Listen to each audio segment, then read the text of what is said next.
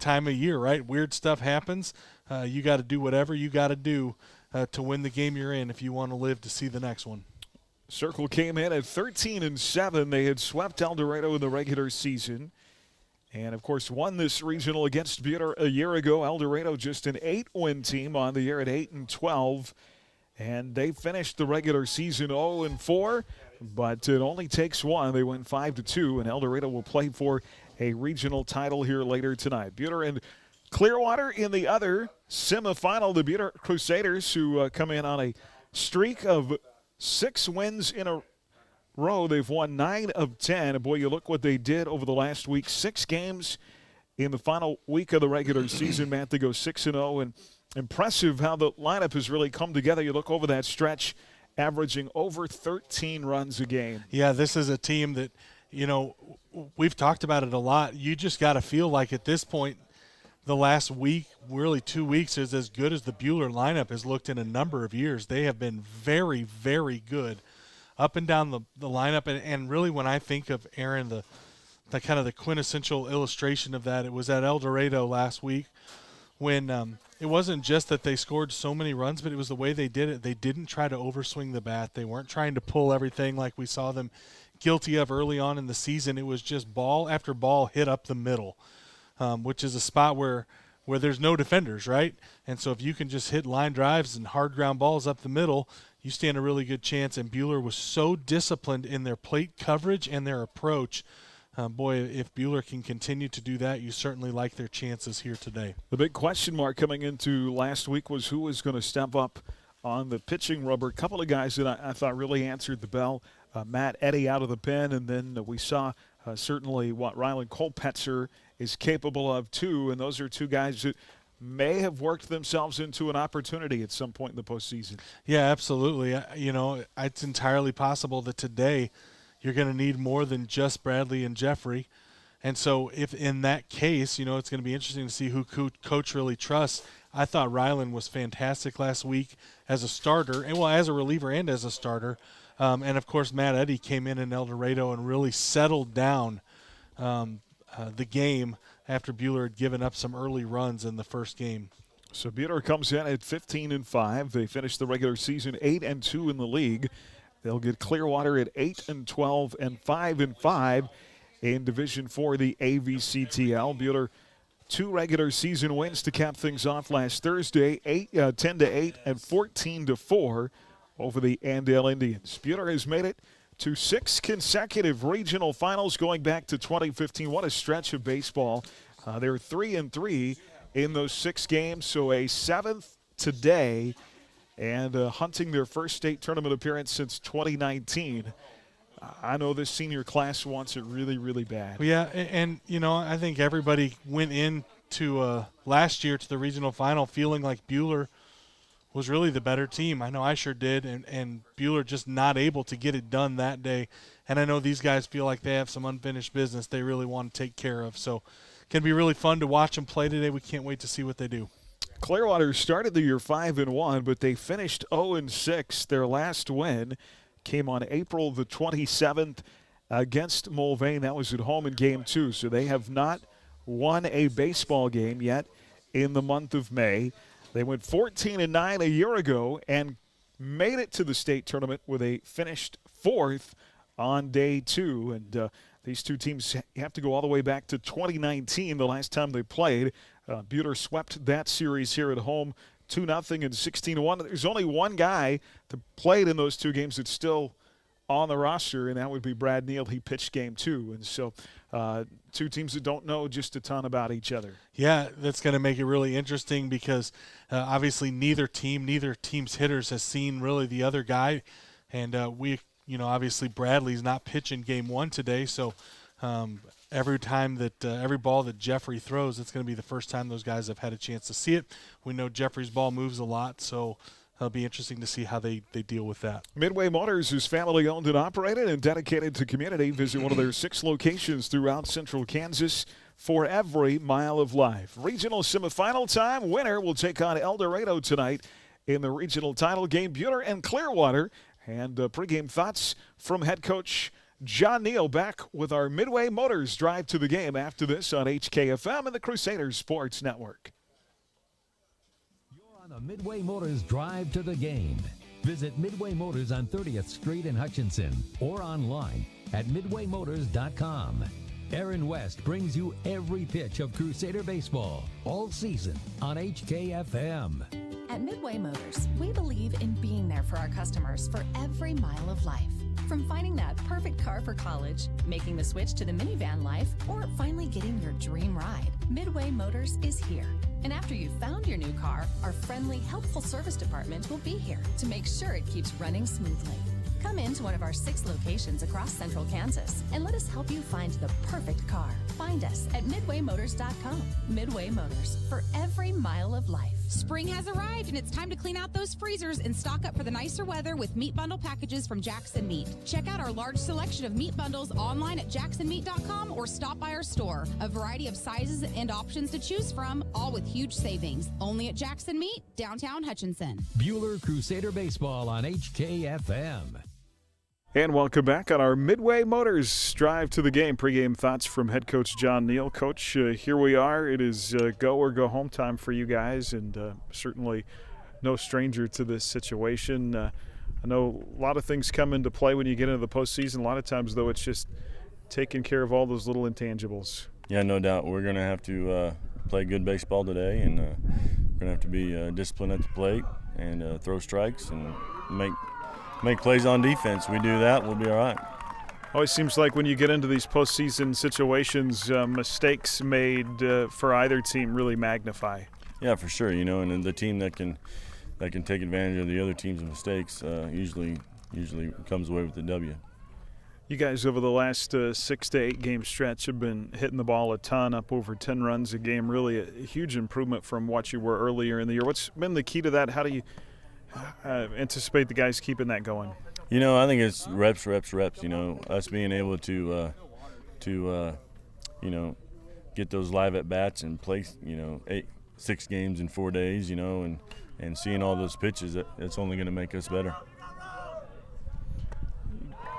Obviously, 2 guys on the bump for you today, no stranger to this environment as well. And I really think Jeff and his demeanor just perfect for a situation like this where it really doesn't seem like he lets much get to him. Yeah, as long as he goes up there and competes, I feel pretty good about what we can get done today. If he throws strikes, keep him off balance, we make plays, we should be good. They've got one pitcher who's had pretty good success. Key being patient. What are you looking for at the plate from your guys? Just discipline. We were looking for the pitches that we can hit, and when we do get those pitches, we got to make them pay, and hopefully we're not hitting it right at people. All right, Coach. Well, the wind's blowing today, so I feel pretty good about things, and let's go get them. Okay. All right. Thank you very much. That's Coach John Neal. We're back with more right after this. Erickson Custom Building has a great plan and a budget suited for your needs. Whether it's a new build, a remodel of a kitchen, interior, exterior, or an insurance restoration project, Erickson Custom Building provides quality craftsmanship and superior customer service. We stand behind our work and have lasting relationships with vendors, suppliers, and most importantly, with you, the customer. Erickson Custom Building, proud to support all high school activities. Call 620-585-2816 or visit EricksonCustomBLDG.com. Hey, sports fans. All great teams include a great defensive strategy. That's what insurance is all about. Strategy to defend you, your family, and your possessions. This is Jordan Fee. I'm proud to help our clients plan their strategy of protection through the broad range of services we offer at Fee Insurance Group. Call to find out how we can protect your health, life, property, business, and even your retirement savings. Since 1883, we've been here to stand between you and risk. Visit feeinsurancegroup.com, your local trusted choice agent. Bueller Crusader Baseball on HKFM. And back on the Midway Motors Drive to the Game here in Bueller, one of 4 4A regionals in the West being played all today. The Pratt Regional, Pratt the top seed, hosting Andale. The other semifinal there, Mulvane and Abilene. McPherson hosting the 2 o'clock game there. Ulysses and Lions has gone to the bottom of the 7th. And right now Lions with the lead over Ulysses, 12-7 in that game. The second game will be McPherson and Rose Hill. The number 3 seed Clay Center, their regional, they take on Wellington tonight. Chapman and Augusta, the other semifinal there. And, of course, in our semifinal, the other game, El Dorado beats Circle in 7 by a final score of 5-2. Winners will advance on to the 4A state tournament, which will be played next Thursday and Friday in Salina. Bueller, of course, looking to get back to the state tournament for a 4th time since 2016. They won it all in 2016 in Salina, lost in the opening round in Emporia in 2018, and lost in the title game to Nickerson in Mays in 2019. Top 10 in the state this week. Mac, Rock Creek, Ottawa, Miege, and Pratt are the top 5.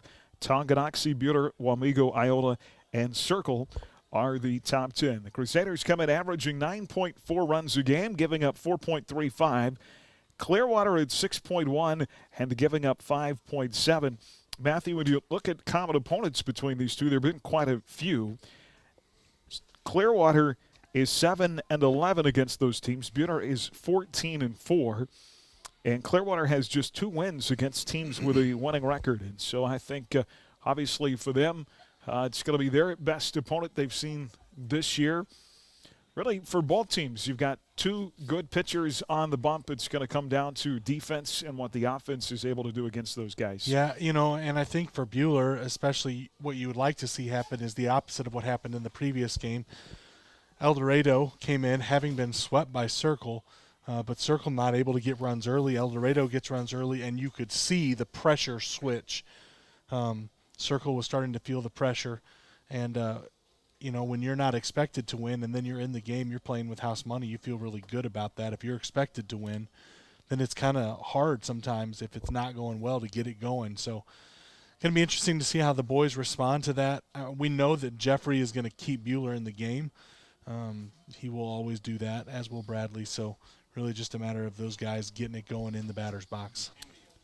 Jeff Neal will make his 9th appearance, his 6th start this year. He has a 1.62 ERA in 39 innings.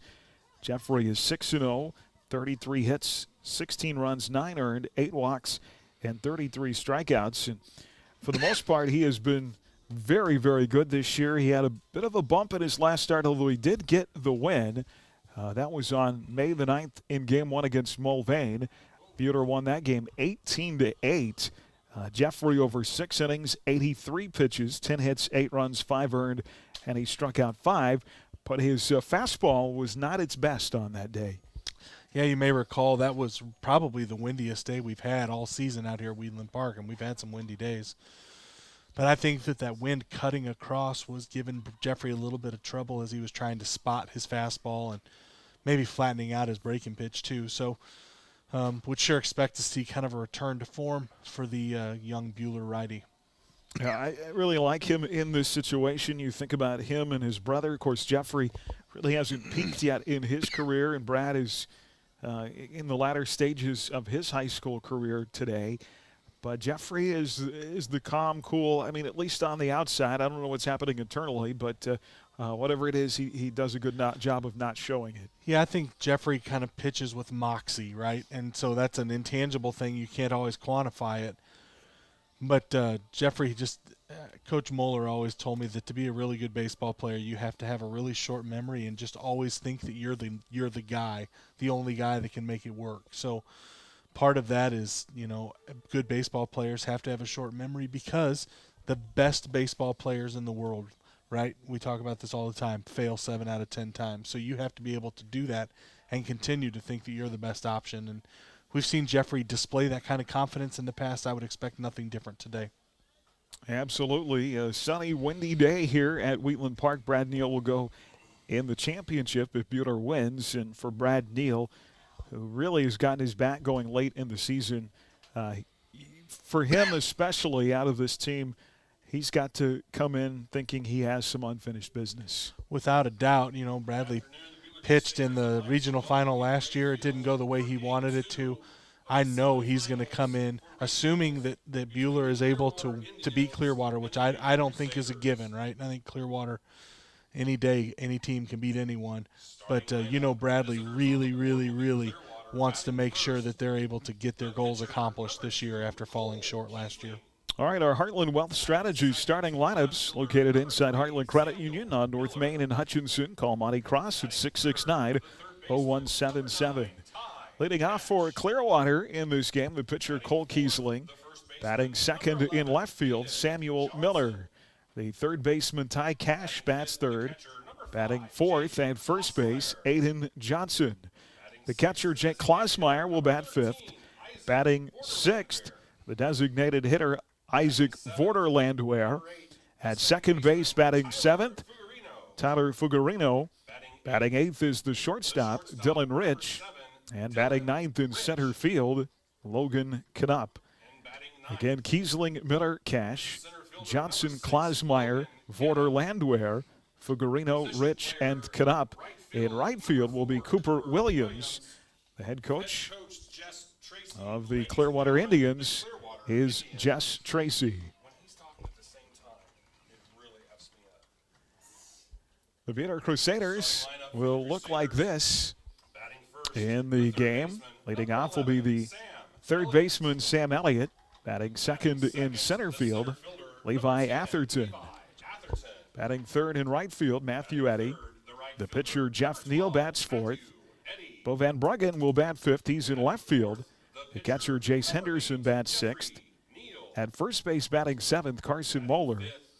Batting eighth, the second baseman Brock Mccurdy. And at shortstop, batting ninth, Bradley Neal. Again for Bueller, Elliott, Atherton, Eddy, Neal, Van Bruggen, Henderson, Moeller, McCurdy, and Neal. John Neal is the head coach of the Bueller Crusaders. Bueller will be in their home white uniforms with the pinstripes today. White tops, white bottoms, maroon numerals. Powder blue road uniforms for Clearwater today as the lower seed. Blue tops, blue pants, and white numerals. Set to go with the regional semifinal. Winner will move on to face El Dorado in the regional championship tonight. And the loser will wrap up their season here today. Coverage of Crusader baseball this season brought to you in part by Hutchinson Community College, by the Mid-Kansas Credit Union, by Dix Phillips 66, and by Neufeld's Flooring. And before the start of today's game, let's go down on the field for the national anthem.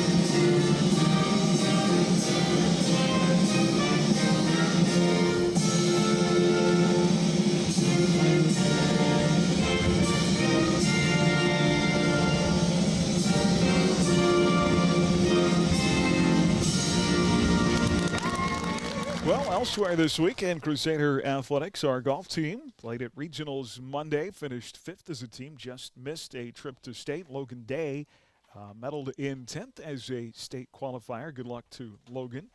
Our state tennis team, fifth at state over the weekend. Hilger and Harder in doubles medaled in 10th, and Davian Speece as a freshman wins Bueller's first singles state title since 1984. He's a fantastic young man, and we'll have him on with us a little bit later after the game today. Track and field goes to regionals Thursday. That'll be Abilene. And our soccer team last night in the opening round of regionals won 10-0 over Wichita Independent. Aubrey Texley with 4 goals. Bueller will await the winner of Augusta and Winfield coming up on Thursday. So Jeff Neal will come out to take up his warm-up tosses, and really obviously needs that fastball, Matt, but then can rely heavily on his off-speed stuff too. Yeah, Jeffrey does such a good job of mixing his pitches. He has really good command of 3 of them pretty much all the time.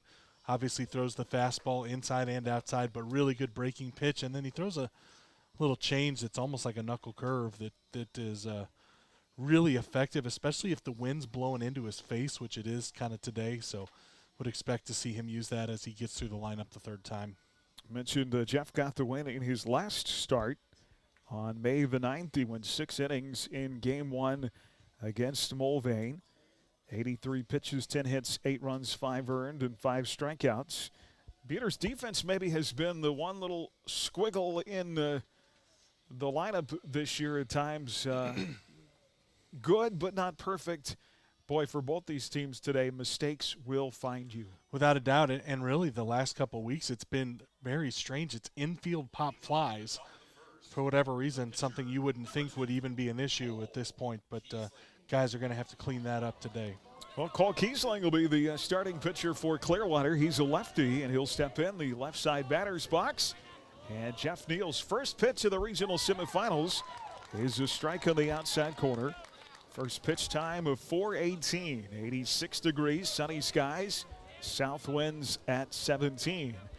Jeffrey set to go with the 0-1 delivery, and same corner with a fastball, and it is 0-2. Our time and temperature brought to you by Prairie Bank of Kansas, online at prairiebankks.com. No balls, 2 strikes. Leadoff batter in the top of the 1st, and the pitch. And it's hit in the air to left field. Bo Van Bruggen going back, and that'll be over his head. It'll be a leadoff double for Cole Kiesling. And Clearwater has a runner on here in the top of the 1st. Yeah, I'm not sure Bo thought that was hit very hard. I didn't really think it was hit all that hard either. I thought Kiesling just kind of reached his bat out to guide that with 2 strikes, and the ball really jumped off of his bat. So something those outfielders are going to have to be aware of with the wind blowing out. Really got to make sure you take your first step back. Wind blowing out toward left. Hitters this year hitting .210 against Jeffrey. And that'll bring up left fielder Samuel Miller. And Jeff steps off the bump, and he's going to get a visit from his catcher, Jace Henderson, defensively on the infield left to right. Elliott at 3rd, Bradley Neal at short, with Mccurdy at 2nd. Buhler at 1st, and Henderson catching. In the outfield, it's Van Bruggen, Atherton, and Eddy.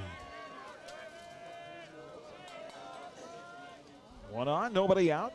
Top of the 1st for Samuel Miller, and the pitch showing bunt is a breaking pitch low and away for ball 1. Well, you'll recall, Aaron, we had this umpire in El Dorado last week. With a left-handed batter in the batter's box, that outside corner gets really wide. With the right-handed batter in the batter's box, not so much. 1-0 to Miller, in the pitch showing bunt again. Takes low for ball 2, 2-0. Bueller finished 2nd in the regular season in the AVCTL 3. Mac won the league at 9-1. Bueller 8-2. Augusta 6-4. Circle 5-5. El Dorado 2-8. And Winfield went 0-10.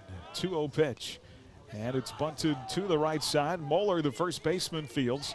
Throws to Mccurdy at first covering. And the out is recorded 3-4 with the runner advancing to 3rd base.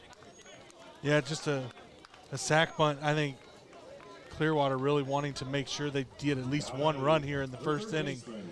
So kind of an interesting spot. Leadoff double, nobody out, and the sack bunt. But it definitely moves the runner and puts Clearwater with a chance to score. 1 on with a runner in 3rd for Ty Cash, and he grounds it foul of 3rd base. Ball scooped right at the bag by Sam Elliott. Interesting there, if that ball is fair, Kiesling was moving. Sam would come home with it for sure. Sam would have a pretty easy throw home. Yeah, so I think interesting, you're going to see Kiesling with the contact play. Now a moonshot into left field. Bo going over into foul territory, and he makes the catch. And the runner will not tag, so now 2 outs in the inning. Boy, Bo overthrows. What a great job by Jeffrey being in the right position behind Jace. He was able to tell Jace, hey, I got it, stay home. As Jeffrey catches that throw in from Bo in the air. Bo Van Bruggen caught that ball in foul territory, a high fly ball down the left field line. Runner stays at third, so now 2 outs for first baseman Aiden Johnson. And Clearwater down to its last bullet in the first inning. Jeffrey winds and deals, and a breaking pitch for a strike.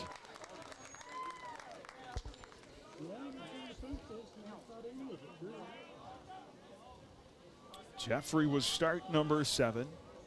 Throws a strike 71% of the time on the year. That's low for ball 1, 1-1.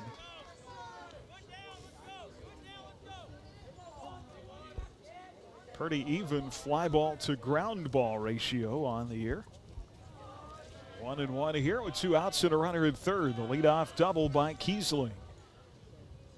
And that ball is hit a ton in the air on the infield. Jeffrey wants it.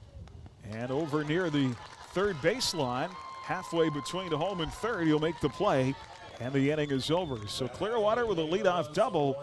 They will strand a runner. 0-0 to the bottom of the first on HKFM and the Crusaders Sports Network.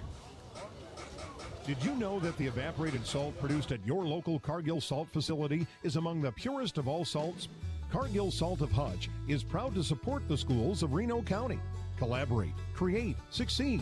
Cargill Salt of Hutchinson. At Adams Brown, we go above and beyond to help our clients. Hi, this is Brett Henry. We'd love to show how our team can help your business. Stop by our Hutch location at 30th and Plum or check out adamsbrowncpa.com. Adams Brown, strategic allies and CPAs. Above and beyond. Rise and shine. It's daylight time and time to go to your happy place. Your Hutchinson Daylight Donuts are open in 2 great locations to help you get your morning started off on the right foot. Pine cones, fritters, long johns, twists, cake donuts, and of course the classic glazed donuts, and many others waiting for you with either an ice cold milk or a freshly brewed hot coffee. Made from scratch each morning at 1435 East 30th and 305 North Main Street. 2 great locations with the best donuts in town to help you start your day. Online at HutchinsonDaylightDonuts.com. Bueller Crusader Baseball on HKFM. 0-0 as we come to the bottom of the first here in Wheatland Park. Bueller averaging 9.4 runs a game on the season. 13 runs in that 6-0 stretch in the last week of the regular season. Now batting .329. Matt, it's really been up and down the lineup from top to bottom. These guys have been contributing. Yeah, really the offense has been cooking. I don't know how you could say anything else, as Bueller's just been punishing the baseball. So really would like to get off to an early start here and kind of set everything in, give Jeffrey a chance to kind of settle down a little bit in the dugout, kind of let his heart rate slow down a little bit. See if these guys at the top can't get it churning. Well, Clearwater is 0 for their last 6 on the season. Cole Kiesling, the lefty, will try to right that today. He'll get Sam Elliott to lead off the bottom of the first. Sam batting .306 with 22 hits in 72 at bats, and he takes outside for ball 1. Kiesling, the lefty, right? So going to be an interesting look. Down and in now, 2-0. Sam went 1 for 4. He did not play in game 2 of the Andale series. Drove in 3 with that 1 hit. 2-0 pitch is upstairs, now 3-0. Elliott 10 for his last 24. He comes to the plate with a 6-game hitting streak. 3-0 pitch here from Kiesling. In there for a strike at the knees. It's 3-1. And Sam, like a lot of guys in this lineup, really started clicking late in the year. Absolutely. Sam taking all the way on that last offering. Swing and a miss at the breaker away, and the count goes from 3-0 to full at 3-2. I think Sam may have swung over ball 4 there. We'll see if he can tighten it up here. 3-2 pitch, and that is check swing. Did he go? Home plate umpire appeals to first, and yes, he did. Out. No, they're going to say ball 4. I think there's a little bit of. No, they did ring him up. There's a little bit of confusion between the home plate umpire and the field umpire behind first base. Home plate umpire was awarding Sam first. Field umpire said he went around. So a strikeout for Kiesling.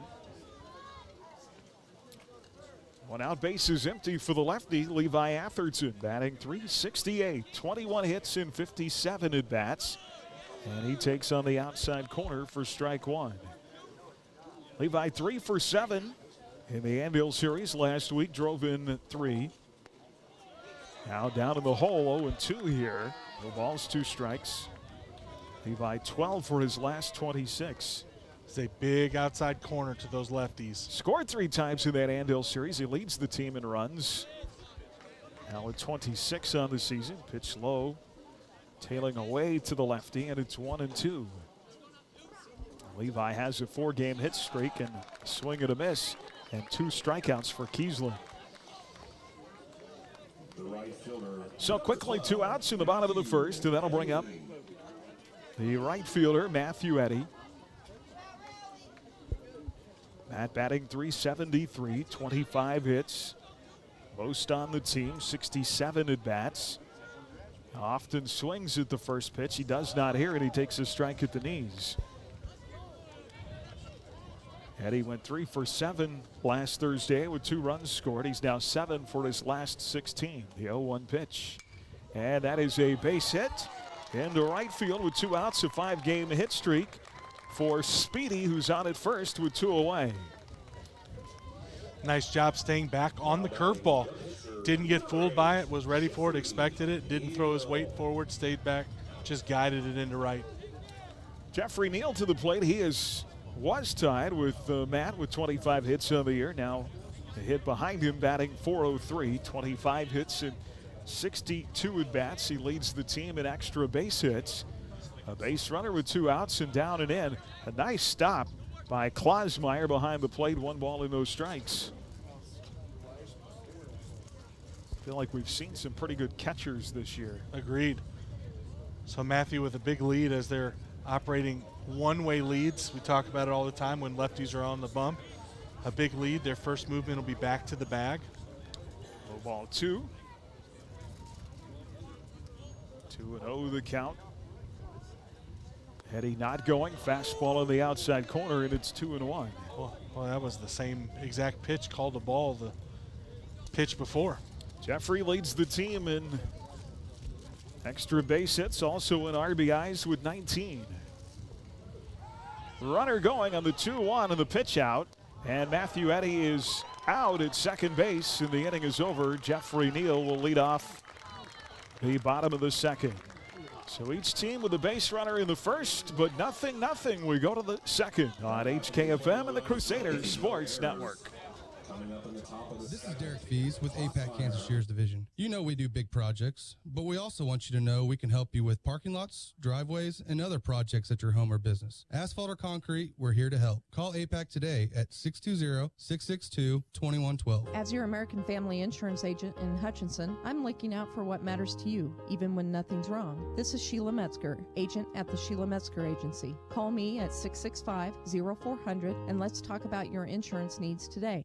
American Family Insurance. You already know H&R Block does taxes, but you may not know you can get expert help in person or virtually, or that our tax pros average 10 years of experience. You can even request the same tax pro every year, and your biggest possible refund is always guaranteed. At H&R Block, help is here. All tax situations are different. Not everyone gets a refund. Limitations apply. See hrblock.com/guarantees.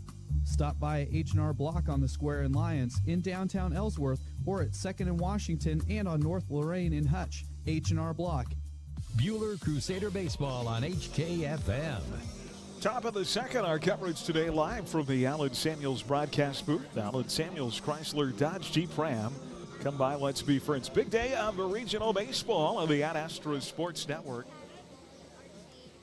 So we've got coverage of regionals throughout Central Kansas. Schedules and streaming audio on our sports page at adastraradio.com. Nothing to the top of the second here. It'll be Klosmeyer, Vorder Landwehr, and Fuggerino against Jeff Neal. And the catcher, Jake Klosmeyer, takes load away for ball 1. Each team with a hit in their half of the first. Jeff set and the 1-0 delivery. And that ball is hit in the air to left center. Levi going over to his right. He'll make the play, and there's one away. High fly ball, but really not hit very well. Levi just ranging a little to his right, but really nothing really to say about that. Nothing really, not that big of a play. Nothing going on. Just kind of a can of corn. 1 up and 1 down for Isaac Vorter-Landwehr. He is the designated hitter. Right-handed batter, and he ropes the first pitch he sees into left field, a base hit. So Clearwater has its second hit of the game and a base runner for the second straight inning. Runner at first, 4-1 away. Second baseman, Tyler Fuggerino.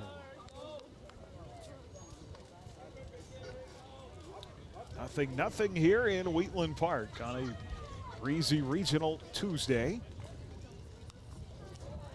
Fuggerino goes after the first pitch he sees and fouls it back to the screen, 0-1. Buddy, I think Clearwater's up there trying to swing early in the count, thinking Jeffrey's going to throw him a fastball. So be interesting to see how quick the Bueller coaching staff picks up on that and changes his pitch sequencing.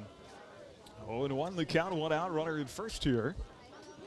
And the pitch, and that's a ground ball to the second baseman. Mccurdy goes to second with Brad covering for 1, on to first, not in time, so they'll get the lead runner as Vorter-Landwehr is out at second base, 4-6. Runner at first now with 2 away.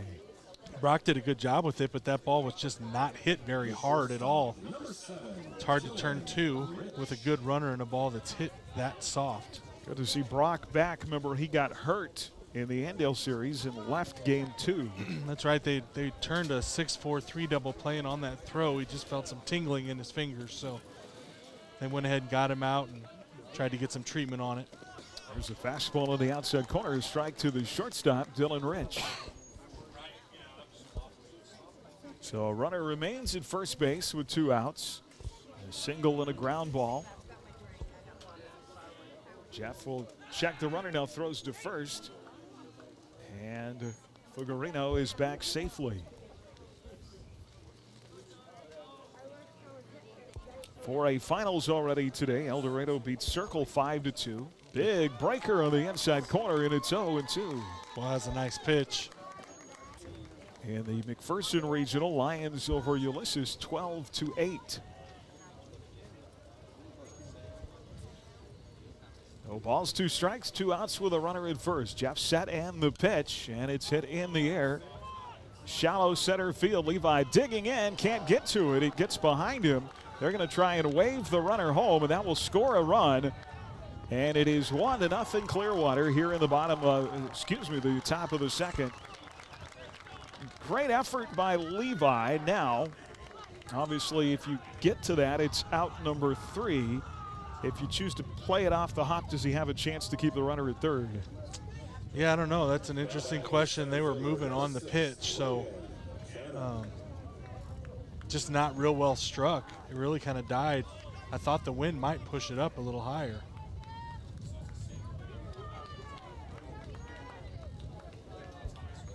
So 1-0 our score, runner at second.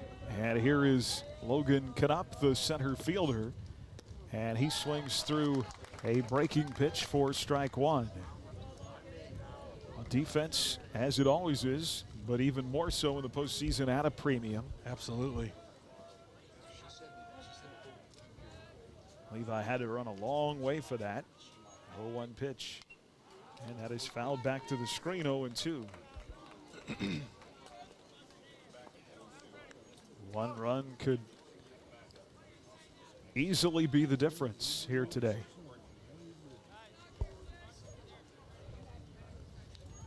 Knupp out of the right side batter's box for a moment, now digs back in. And the 0-2 pitch. High fastball, check swing, did he go? He did not, says the first base umpire. And it's 1-2. Our coverage of Crusader Baseball today brought to you in part by Daylight Donuts, by McKinsey Paint and Body, Hutchinson Family Dental, and by Jackson Meat. 3 hits now for Clearwater in a run. Swing and a miss. He struck him out, and the inning is over. Clearwater, though, a pair of hits, and they plate the game's first run. They lead 1-0 as we go to the bottom of the second on HKFM and the Crusader Sports Network.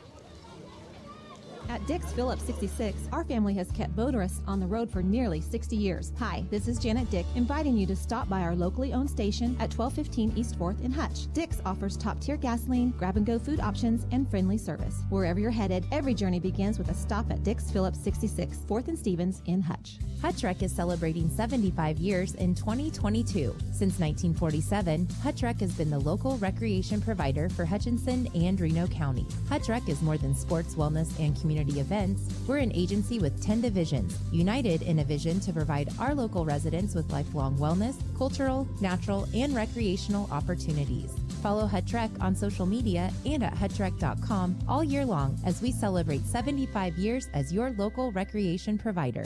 This is Matt with Sound Advice Home Theater Company, Central Kansas premier audio video installer. Need a soundbar for your new flat screen TV or help mounting and hiding wires? Call me at 543-5908 or go to soundadvicehtc.com. Bueller Crusader Baseball on HKFM. 1-0 here in the bottom of the second. Aaron West, Matt Atherton with you on HKFM and the Crusader Sports Network. Bueller gets 4, 5, and 6. Jeffrey Neal was up in the bottom of the first when Matt Eddy was thrown out at second base. Jeffrey looking for hit number 26. Takes a fastball outside for ball 1.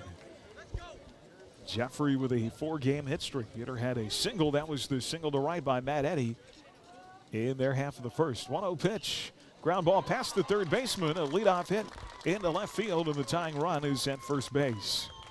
Like that. That's exactly what Bueller wants to do. Come back, and again, Aaron, we've talked about it. Not over swinging, not trying to do too much.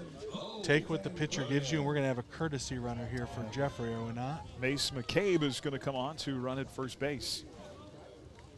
That'll bring up Bo Van Bruggen, Bueller's left fielder. Bo, 20 hits in 58 at-bats, batting .345. He has a 6-game hit streak to his credit and takes low ball 1. This is really where you want to start grinding through at-bats and run Kiesling's pitch count up. Bo went 8 for 23 in his, 8 for his last 23, 4 for 7. Had a great Andale series with 6 runs scored. 1 ball and no strikes to the tall right-handed batter. Kiesling set and throws to first, and McCabe back safely. McCabe not catching in game 1. If Bueller makes it to the championship, we'd expect to see Mace then. Wait, just got picked off at first base. Kiesling with a great move to first, and they punch him out, and there's 1 away. Well, we talk about mistakes, right, being the key to games like this. Well, you've got to be perfect today. Yeah, you can't afford to run into outs. Now Bueller, of its 4 outs, 2 of them have come on the bases. 1-0 pitch. Ooh, a tough miss in the outside corner, and it's 2-0. So Matt Eddy thrown out trying to steal in the first, and now Mace McCabe picked off in the second, and Bo Van Bruggen is ahead 3-0. I don't know that he's been particularly sharp with his fastball. I agree. There's the breaker in the outside corner, makes it 3-1. Yeah, I agree. Fastball has really been tailing off the plate. Waves off the first pitch, now comes set, and the 3-1. At the belt to strike, and the count goes full. From 3-0, it's now 3-2.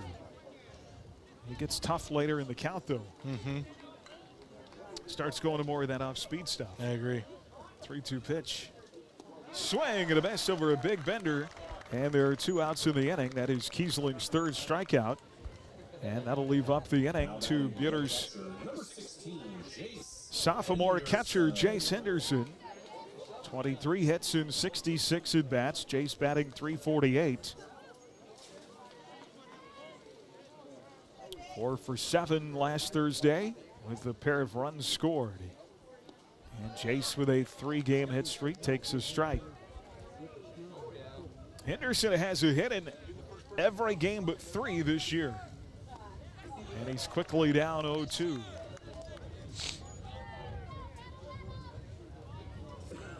One nothing in the bottom of the second of the 0-2 pitch. Outside with a fastball. 1-2. Clearwater has beat just 2 teams with a winning record this year. 1-2 pitch, got him looking, inning over. So the leadoff single, and then McCabe picked off at first. And Kiesling comes back to strike out the side, inning over. And Clearwater will take a 1-0 lead to their half of the third. Crusader Baseball on HKFM and the Crusader Sports Network. Have a smile you want. Come and see us today. We have time for you. Open Friday and Saturday. Hi, I'm Dr. J. You can have the healthy, beautiful smile you deserve. Come see me today at Hutchinson Family Dental. Dr. J. Stuckey, Hutchinson Family Dental. 1947. It was the year the McKenzie Paint and Body Shop opened for business. That's over 70 years they've been serving the mid-Kansas area with quality workmanship, excellent refinishing, paint, and restoration. McKenzie Paint and Body Shop specializes in foreign and domestic vehicles. Insurance claims are welcome and 24-hour towing and recovery service is available. At McKenzie Paint and Body Shop, they take the dents out of accidents. Just over the bridge at 45 Kansas Avenue in South Hutchinson. Bueller Crusader Baseball on HKFM. A fantastic day for baseball. Final one of the season here in Wheatland Park.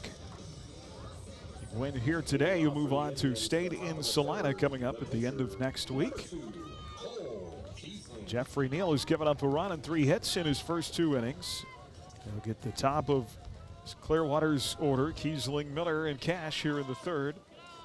And outside, ball 1 to Cole Kiesling, who doubled his first time up.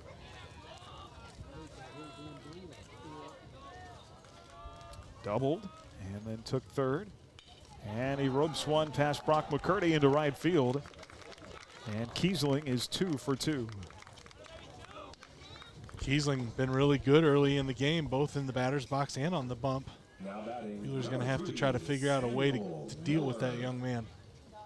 Clearwater really started well, 5-1 on the year. Had a couple of series wins early, but 0-6 to finish the year. They've not won a game since April the 27th. Throw to first, and the runner back safely. Be interesting to see if they're bunting in this situation again. Again, Jeff throws over to first. He's given up 4 hits now in the game. Miller bunted his last time up. Sack bunt. Now he bunts it foul. Play that moved Kiesling from second to third. The count here is 0-1.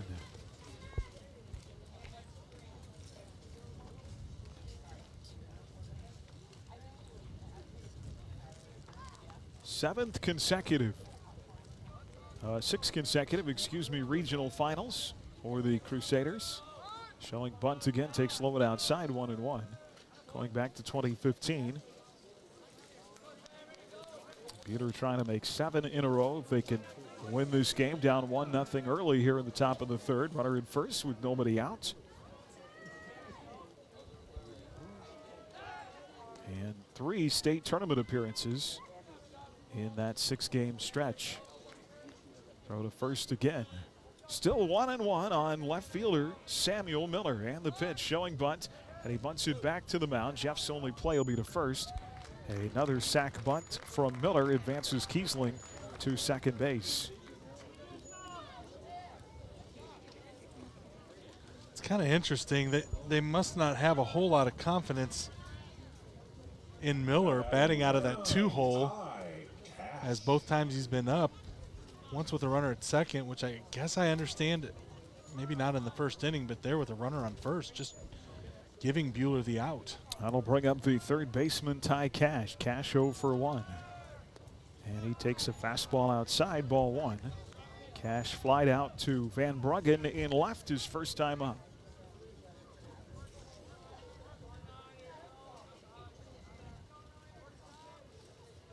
One ball, no strikes. And Jeffrey comes set, and the pitch. Breaker hit in the air. Is it playable in foul territory over on this right side. What a play by Jace Henderson. No kidding. Sliding in front of the concrete barrier, right in front of the first base stands here on the foul side of first base. And slides to his seat and makes a nice grab for out number 2. That's a fantastic job, and you have to focus so much on a play like that because you know that concrete wall is getting closer, and as you slide, you know it may hurt. But a great job by Jace being disciplined, not taking his eye off the ball, and Carson telling him where he is. And Aiden Johnson takes a breaking pitch for a strike. He's down 0-1. Johnson popped up to Jeff on the pitcher's mound in the first inning. Down 0-1 here, still runner at second. 1-0 Clearwater, a run on 4 hits, no runs, 2 hits early for the Crusaders. And Johnson wants time granted by the home plate umpire. The home plate umpire, Peter saw him in 2 of their 3 series they played last week at El Dorado and then here at home against Andale. Jeff set with the 0-1 pitch, low and away, 1-1.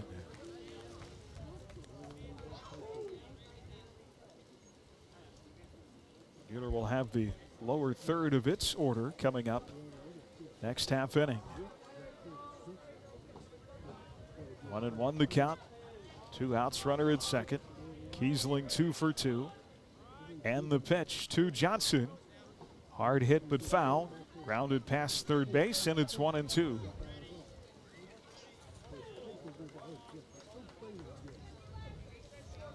Jeffrey Neal coming into the series. 39 innings that allowed just 9 earned runs. Giving up 1 here early, 1-2 pitch. And that is hit hard, but again foul. Out of play to the left side, still 1-2.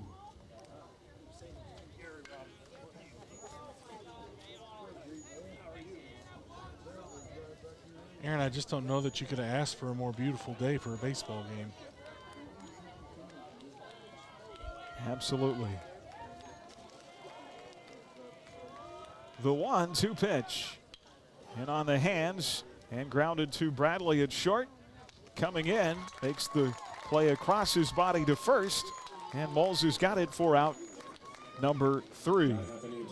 So Clearwater's had a base runner in each of their first 3 innings. They strand 1 here, still lead 1-0 to the bottom of the third on HKFM and the Crusaders Sports Network.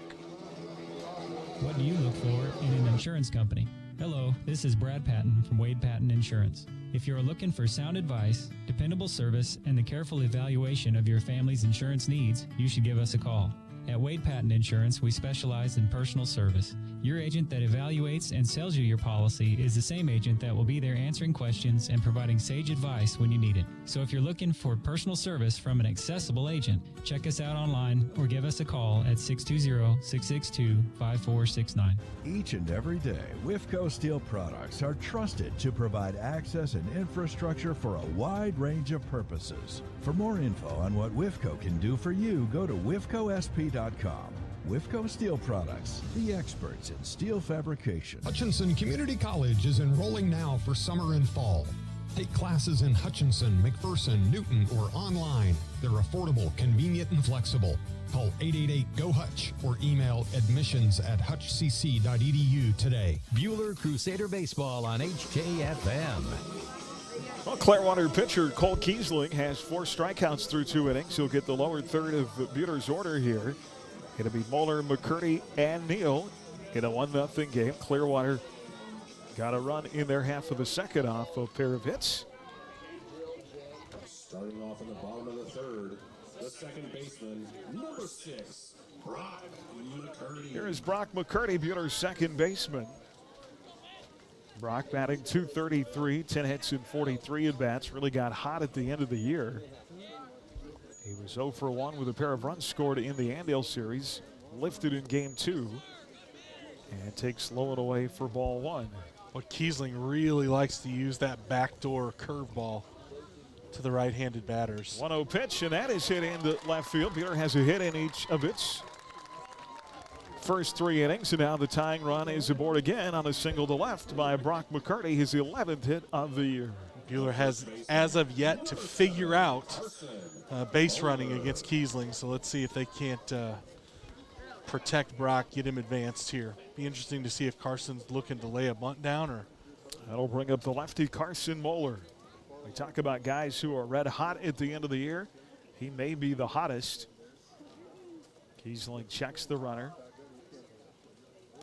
And Carson showing bunt, takes high for ball 1.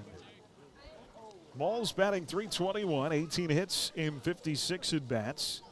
He is 11 for his last 19. Yeah, he has been so good late in the season. And carries to the plate a 6-game hit streak. Showing bunt again. And Kiesling for a lefty's really got a nice move to first. Picked off Mace McCabe last inning. And normally, I mean, lefties are looking that way. It's easy for them to see what's going on, but he really doesn't turn his shoulders, which most lefties do. He did that time. That was a little easier to pick up. Long stare down with Mccurdy at first before he throws over. Carson Bueller went 2 for 6 in the Andale series to finish the regular season. Takes a strike and it's 1-1. Was not showing bunt that time.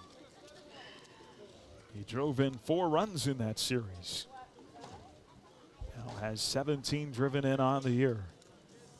1 ball, 1 strike. Bull's showing bunt again and takes low and nearly, oh no, he was safe. I would appeal that as they pick off Mccurdy at first. The 3rd base runner in 3 innings that has gotten caught. That time it was a throw down by catcher Klosmeyer, who threw behind Brock at first base and picked him off. Yeah, those unforced errors, those are those things that will come back to haunt you. Bueller's got to get that cleaned up here. So an out in the inning. It is 1-2. Actually, is it 1-2 or 2-1? I think it's 1-2. On Carson Bueller, and the pitch struck him out. And so that is Kiesling's 5th strikeout, and that'll bring up Bradley Neal with the bases empty and 2 outs. Bradley Neal. Well, in a sack bunt situation, I mean, you're taking off on contact. You've got to be scooting. I think, Carson squared to bunt. Brock saw that it was going to be a strike and just assumed that Carson would be able to get that down. There's a ball outside to Bradley Neal. Bradley's been hot late in the year, 8 for his last 15, batting .218 with 12 hits and 55 at-bats. He's now down 1-1.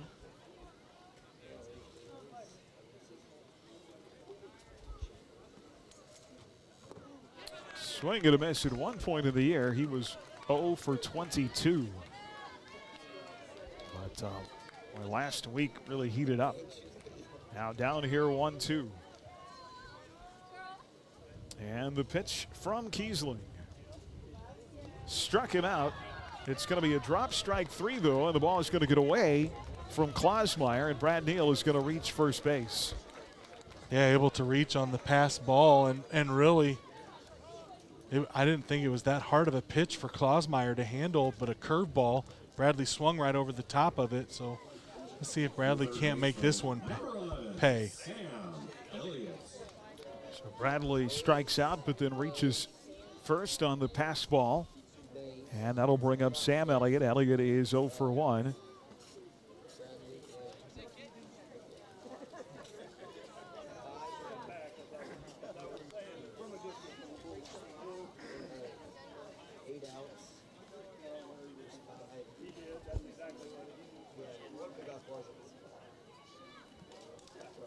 Sam struck out in the first inning.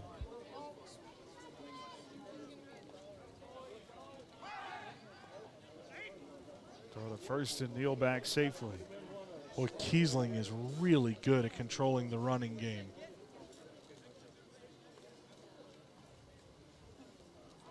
Now a runner gets away, a ball gets away on a pitch low. And that is going to advance Brad Neal to second base. Yeah, Sam swung over the top of a curveball, and Klosmeyer just not able to corral that pitch. And finally, Bueller with the runner at second. Bueller's got the tying run in scoring position. Sam is down 0-1. Klossmeyer out to talk with Kiesling, see if they can't make sure that they're on the same page as it relates to what signs they're looking for.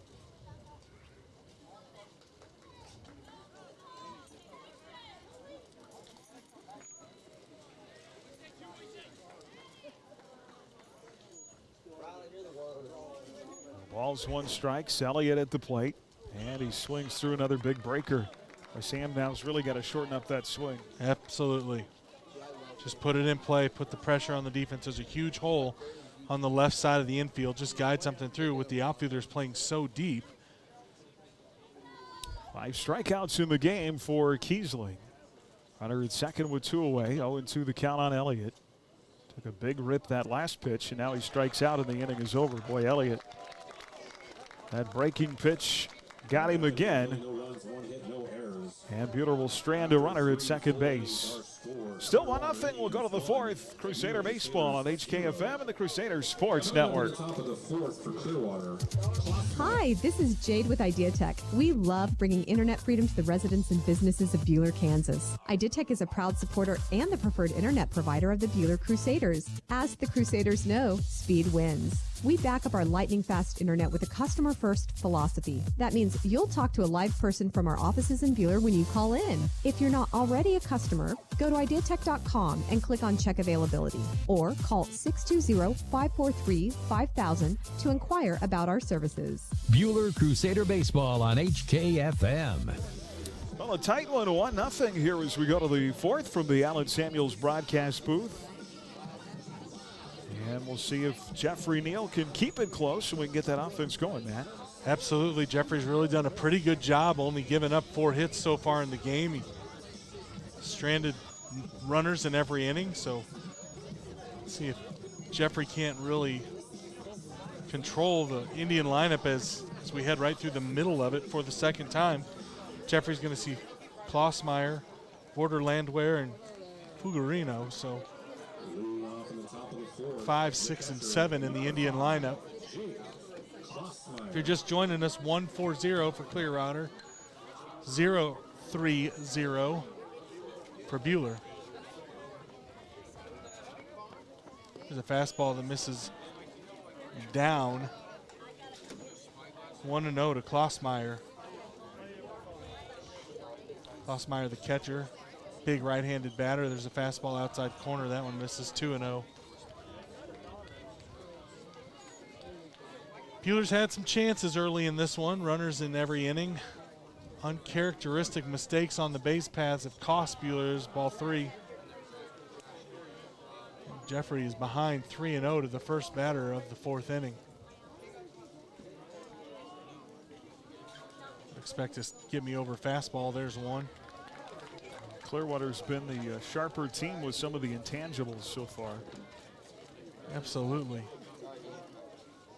So 3-1 count now on Klossmeyer. There's a ground ball hit up the middle. Brock's moving to his left, not able to get it, and Clearwater's got a leadoff single.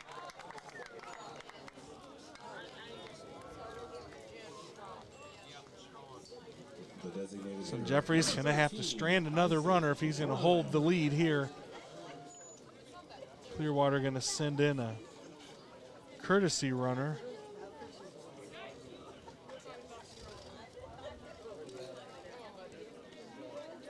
It's going to bring in the DH, Landwehr.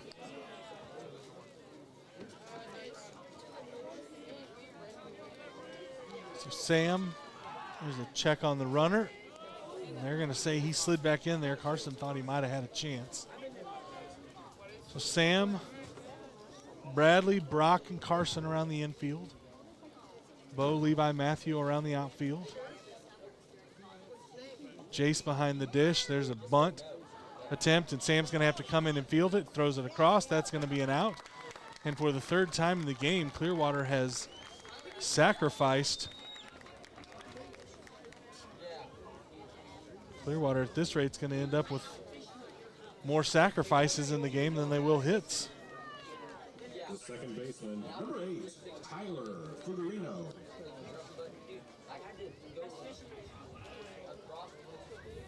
So Vorder Landwehr out on the sack bunt, thrown out 5-3. Klossmeyer going to move to second on the sack. There's a curveball, big bender, and it absolutely fooled Fulgarino. Strike one. So still early, but Bueller has yet to figure out Indian lefty Kiesling. There's a curveball that misses away. That one's going to get away from Jace. And another unforced mistake, and that's going to allow Klossmeyer to take third on the pass ball. You know, we talked about it, Aaron. I think in games like this, when you are the higher, you're the lower seeded, I should say, team, if you don't score early, I think it starts to build a little bit of pressure on you. Be interesting to see. There's a strike, fastball. That's going to bring it 1-2 on Fulgarino, the second baseman. Infield's playing in. They're going to try for the out at home. Outfield's still playing at normal depth.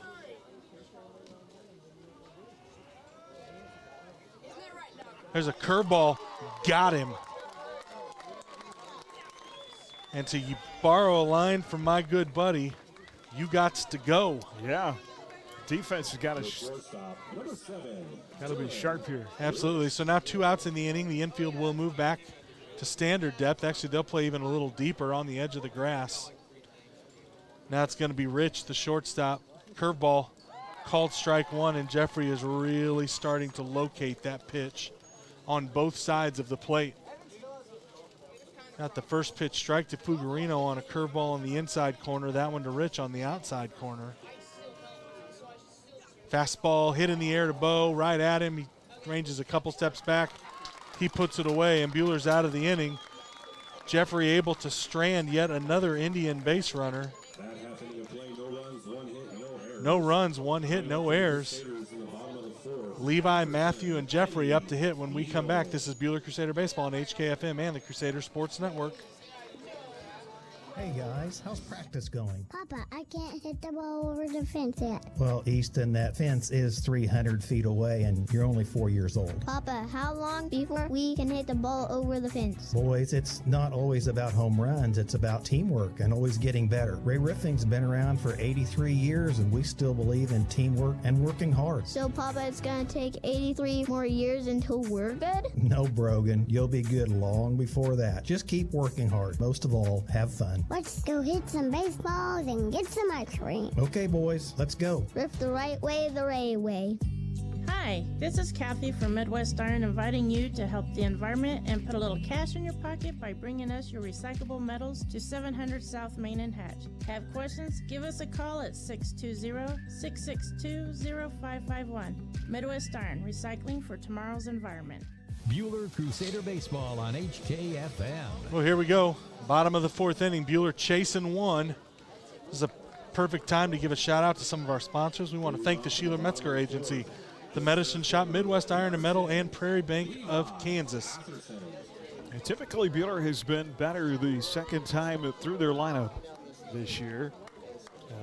If you're going to hunt fastballs, you got to do it early in the count. Otherwise, you really got to be disciplined and shorten up. Well, and for these lefties in the Bueller lineup, they're going to have to hit the ball the other way because Kiesling is going to use that breaking pitch.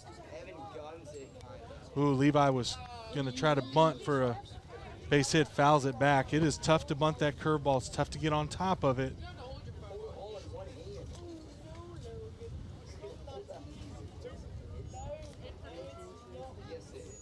So Levi in a hole, 0-1. Curveball misses away. That'll bring the count even. Levi struck out in his first at bat.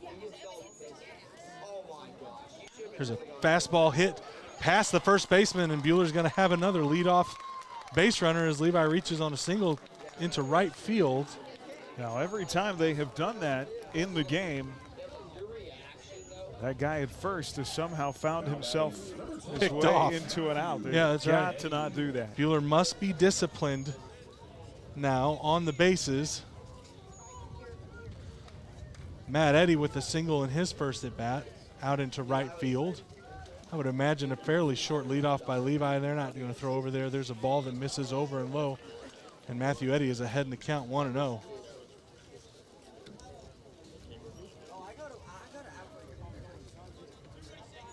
Levi with a pretty short lead.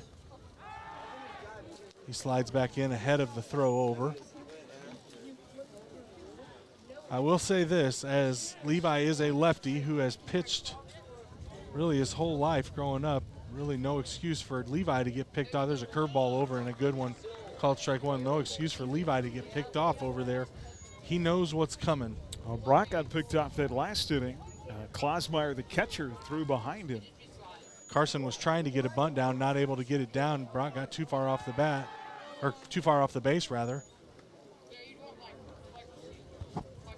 Well, he throws over probably more than anybody we've seen this year. I would agree with you. So does a good job of controlling the base runners. There's another throw over. At some point, though, does that become too distracting? I mean, your job is, I don't know. Well, I think anything that causes, there's a swing and a miss by Matt Eddy. I think anything that causes your attention to be diverted, right, could be problematic. Matthew typically handles the bat well in this kind of situation in a hole, or 1 and 2 rather.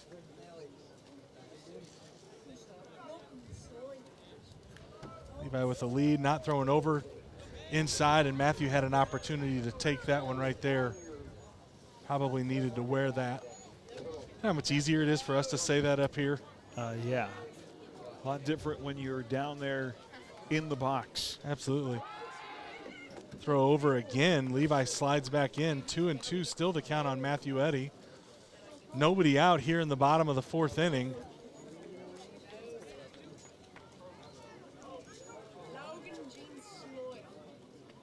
Curveball, swing and a miss, and Matthew Eddy is down on strikes.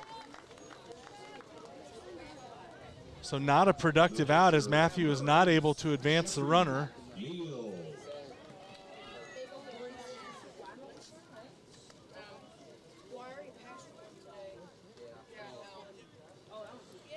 Jeffrey had a hit in his last at bat. Let's see if Jeffrey can't keep that streak going. Kiesling sets, curveball called, strike one.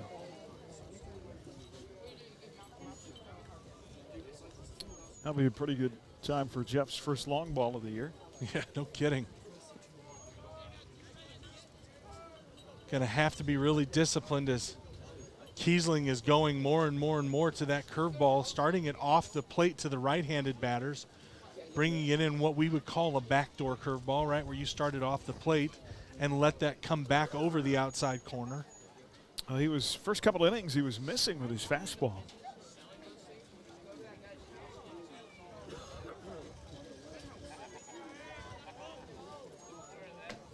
There's a fastball, misses away. I think that may have been a pitch out. I think they thought they might have Levi leaning.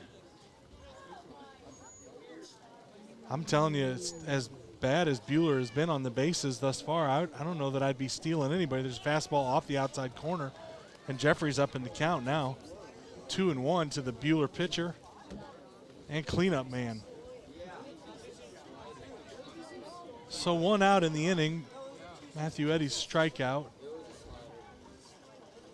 Ooh, there's a curveball over, but low. 3-1, and Kiesling is now running into a little bit of trouble. And Aaron, you know, to your point a few minutes ago, you do start to wonder at what point does all of that worrying about the runners start to steal your focus as Jeffrey swings hard over what I think was a changeup. And that's going to bring the count full. Well, Jeffrey was trying to tattoo something there. Curveball hit up the middle, and that's going to be 2. Shortstop fields it, throws it across, and Bueller is out of the inning. 6-3 as Rich took it himself. No runs, 1 hit, no errors. We head to the top of the 5th inning. This is Crusader Baseball on HKFM and the Crusader Sports Network. Serving Central Kansas from their locations in Mount Ridge and Bueller. Take control of your accounts and sign up for online banking at mkcu.com with features like remote capture deposit and online bill pay. Member owned and proudly supporting Crusader arts, athletics, and academics. Mid-Kansas Credit Union at 200 West 2nd in Bueller and in Mount Ridge. Member NCUA. Dr. Ediger genuinely cares about his patients. He knows his stuff. He is easygoing and makes you feel really comfortable. It can sometimes be intimidating going to the dentist. He does everything he can to ease your worries, especially with the kids. Hi, this is Dr. Corey Ediger, inviting you and your family to call me at 663-9136. That's 663-9136.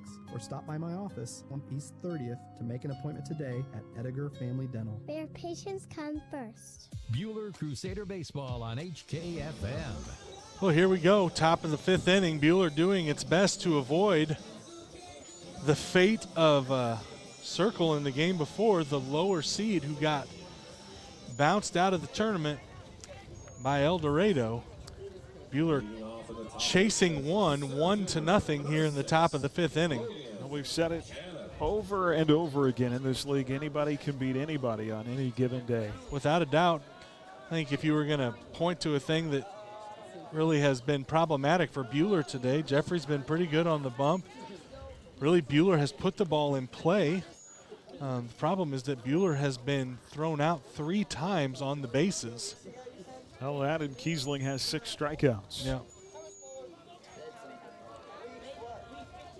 So there's a fastball that misses over to Knupp.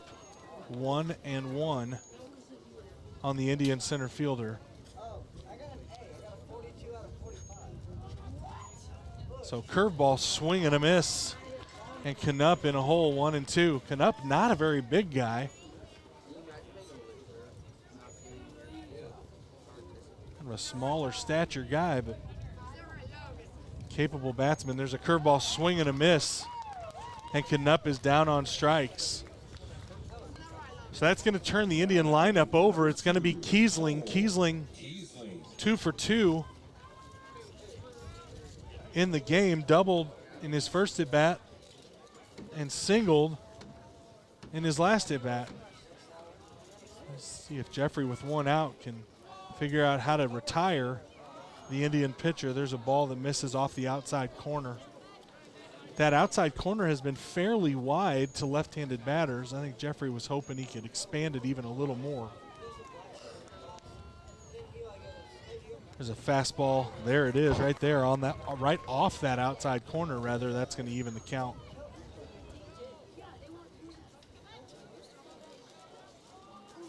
So this game really cooking along. There's a fastball tailing up and away. 2-1.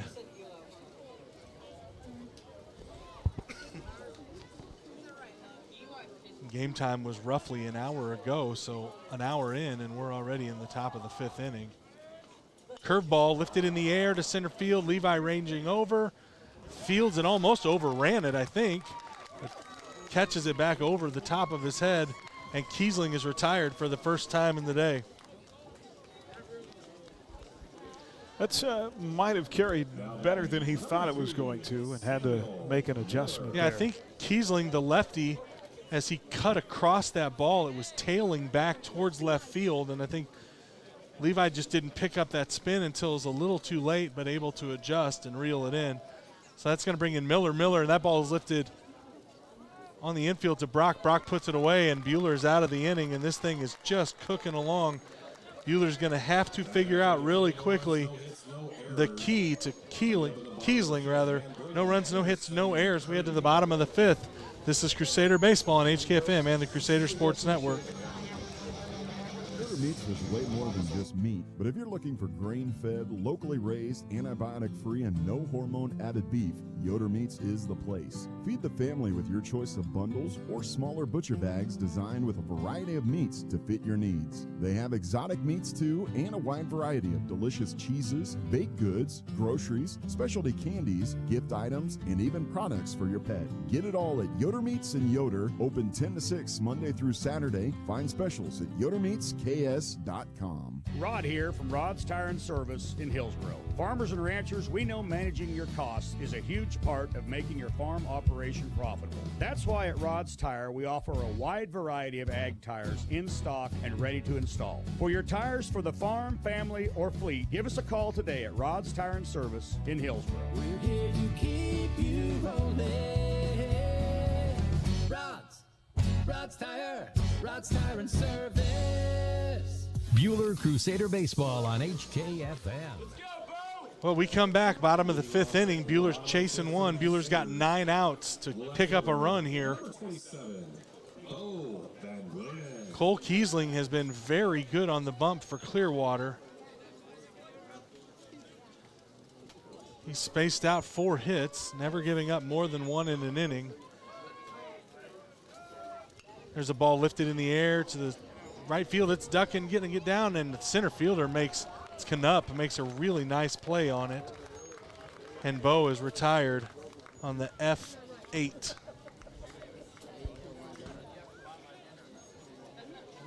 The catcher, number 16, Jace. Not a terrible approach there. You get the early fastball. Yep, hit it the other way. I can appreciate that. So now it'll be Jace's turn. Jace struck out in his last at bat. There's a fastball that misses off the outside corner. Well, I think Jace is really hoping that Kiesling will miss with one of those middle in. We all know Jace can change the complexion of this game as he swings and misses over the top of a curveball. Jace can change the complexion of this game in one swing. Curveball, same pitch, same result. Swing and a miss. Jace is going to have to shorten up now.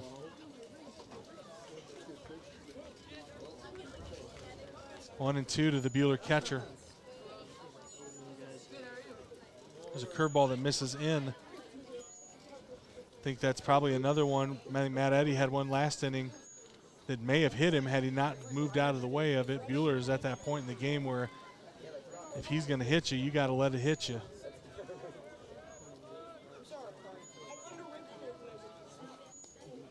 There's another one, same location. That misses. It's going to run the count full. So Jace able to drive the count full after being behind 1-2. He threw that first fastball, now 5 off-speed pitches in a row. Yep. Kiesling kicks, delivers a curveball. 3 of the exact same swing and 3 of the exact same results. 6 curveballs after that first fastball. Yeah, and really at some point Bueller is going to have to shorten up and just put the curveball in play. So that'll be Brock. Brock had a single in his last at bat, a ball that he hit in between the third baseman and the shortstop.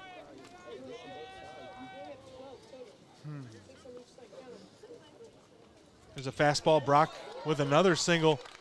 And I tell you, Brock on both at-bats as he hits a line drive out to left field. On both at-bats, Brock has gone after the first pitch, and in both at-bats, he's gotten a fastball that's missed in, and he's just turned on it. Well, recognizing he likes to throw that first pitch fastball, but then he really goes away from it. And so, hey, if it's your pitch, be on time and be ready for it, right? That'll bring in Carson. Carson struck out in his last at bat, tried to get a bunt down, wasn't able to do it. There's a curveball that misses in, and buddy, I'm not trying to belabor the issue, but our guys have got to stop jumping out of the way of pitches that'll hit them.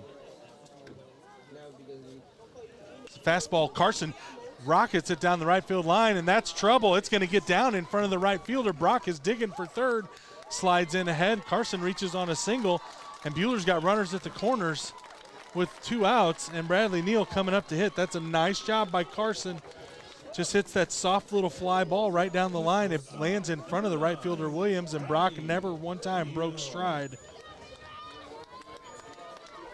So now's the time. We'll take a curveball spiked into the dirt back to the fence.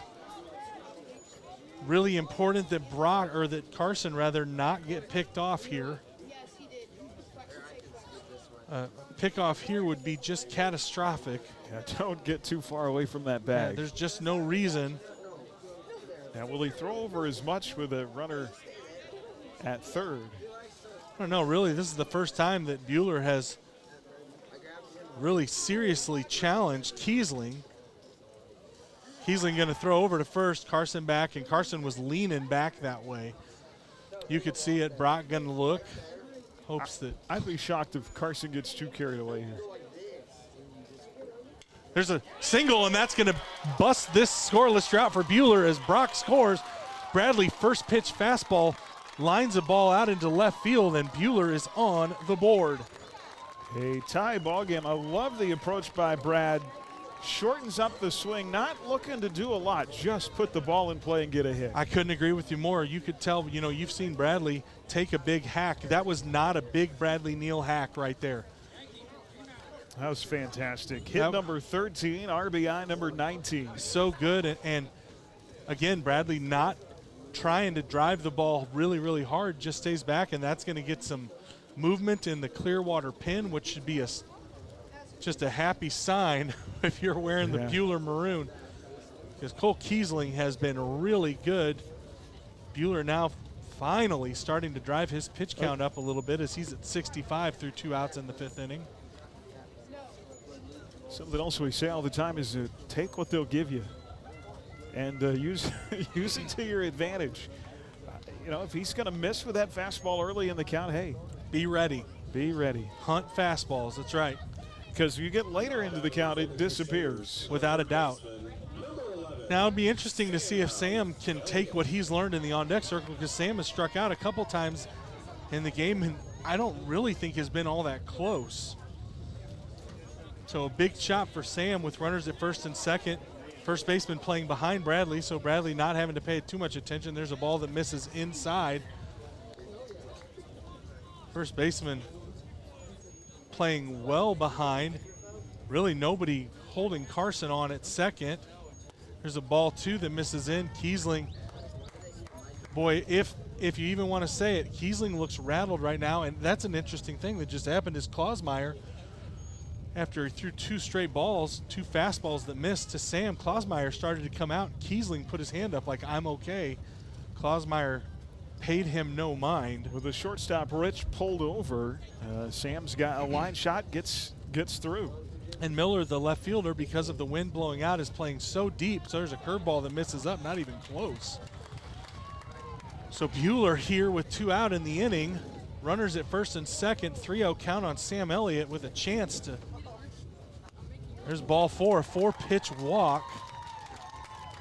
That'll send everybody back to their normal depth on the infield with 2 outs. So 2 outs, bases loaded, and a chance for Levi to kind of bust this thing open a little bit.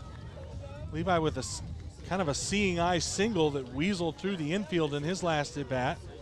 Would sure be telling him to look for something away and try to hit it down the left field line here. Kiesling out of the windup. There's a curveball. That's a good one. Taken for strike 1.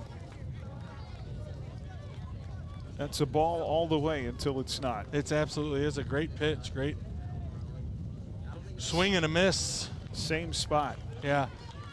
Levi's now seen that curveball a couple of times. Let's see if he can't adjust to it. Would sure be expecting it again here. Shorten up, flip it into right. Same pitch. Nope. Missed in. Levi held up on it. Everybody in powder blue on the Clearwater side thought that was strike 3. And most of the infield had started in. Yep. Would sure expect that's 3 curveballs in a row. I think here comes the 4th. Nope, fastball, swing and a miss, got it, blew it right by him. Nonetheless, Bueller picks up a run on 3 hits in the inning. 1-1 ball game as we head to the top of the 6th. This is Crusader Baseball on HKFM and the Crusader Sports Network. As your community bank, Prairie Bank of Kansas is always looking for ways to make banking more convenient, like e-statements.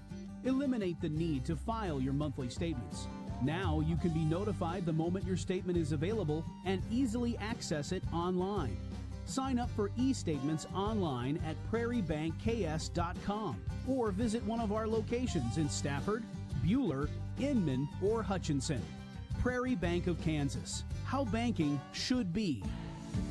Buy one, get one smartphones up to $1,000 now at Next Tech Wireless. If you're still not sure about switching, we'll even buy out your current contract for up to, you guessed it, $1,000. And that's not all.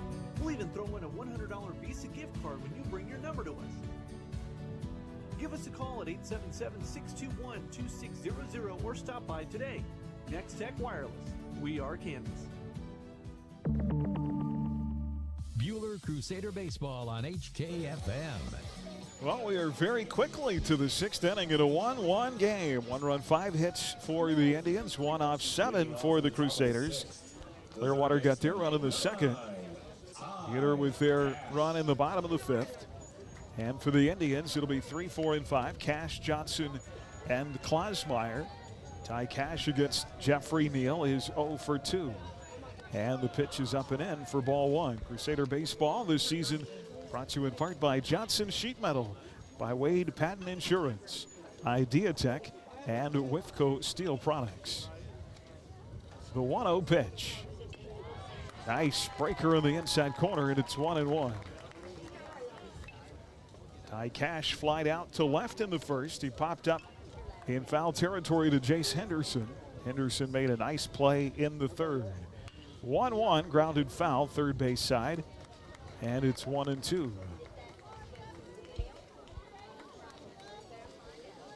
Boy, really kind of what you expect out of postseason baseball, isn't it, buddy? Everybody going with their best guys, and you got to beat their best guys. Yeah. 1-2 pitch, hit in the air, but foul out of play to the right side. An RBI single, and the bottom of the 5th ties the game at 1 for Brad Neal on a fastball that he flipped into left. Scored Brock Mccurdy, the 1-2 pitch. Now back to the screen, still 1-2. We will make that our Dix Phillips 66 Phillip of the game. Phillip on top tier gasoline, snacks, and more at Dix Phillips 66, family owned at 4th and Stevens in Hutchinson.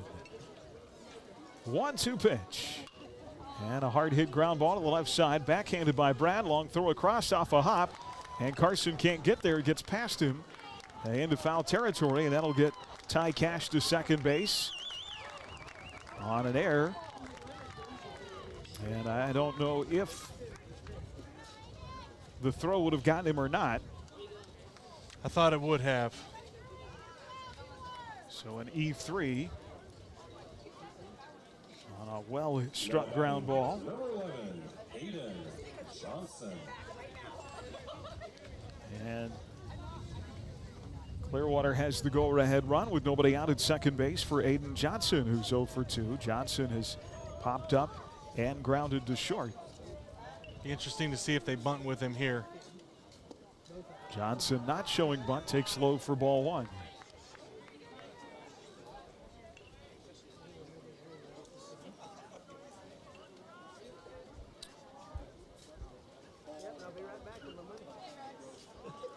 First error defensively in the game for the Crusaders. Big curveball stayed up. 2 balls and no strikes.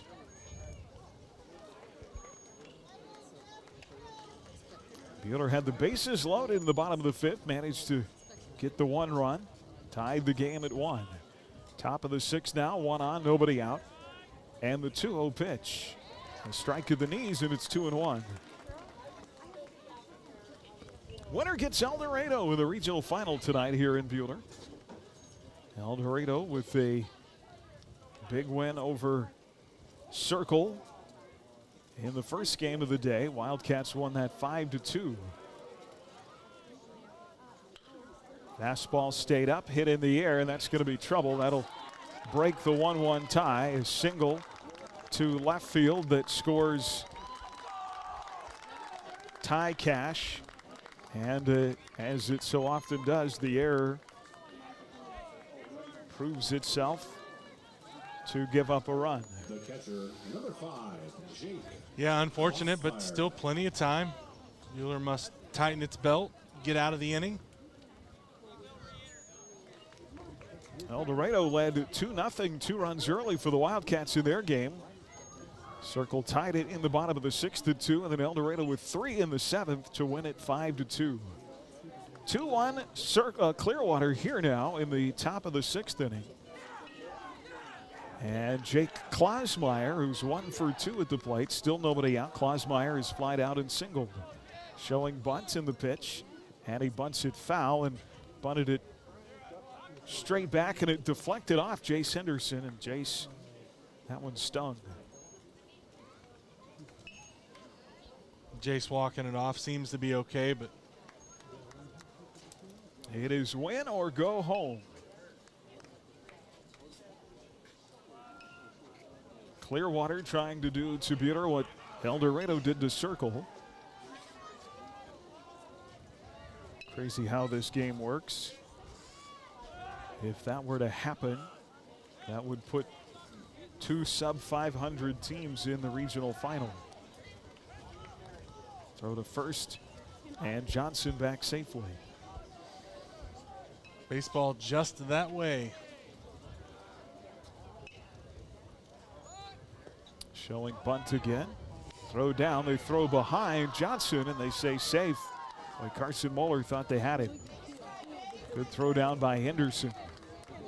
It is 0-2 on Klosmeyer.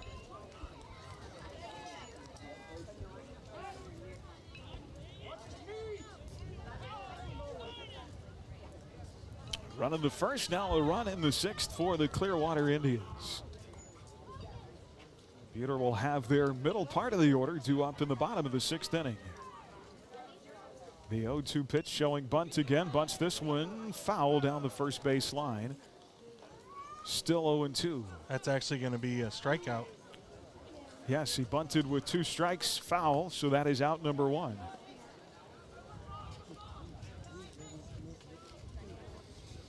So interesting, they were, even with 2 strikes, trying to advance the runner.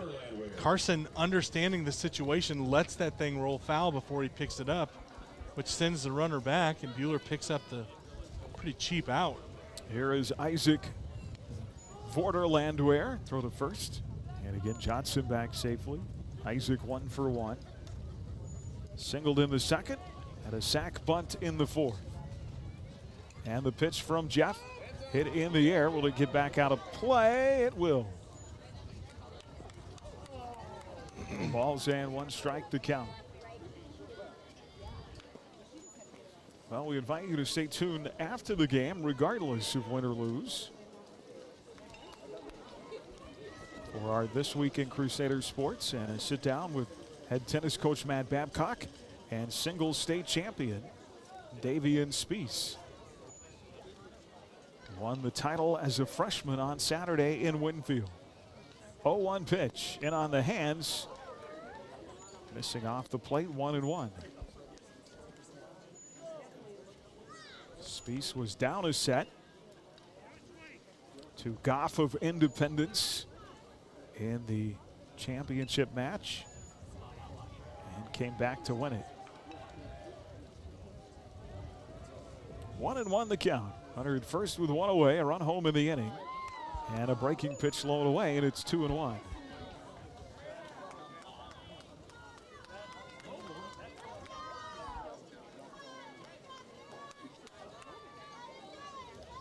Boy, it just feels with that run picked up by Clearwater here in the 6th, it's kind of sucked the air out of the field here, out of the park.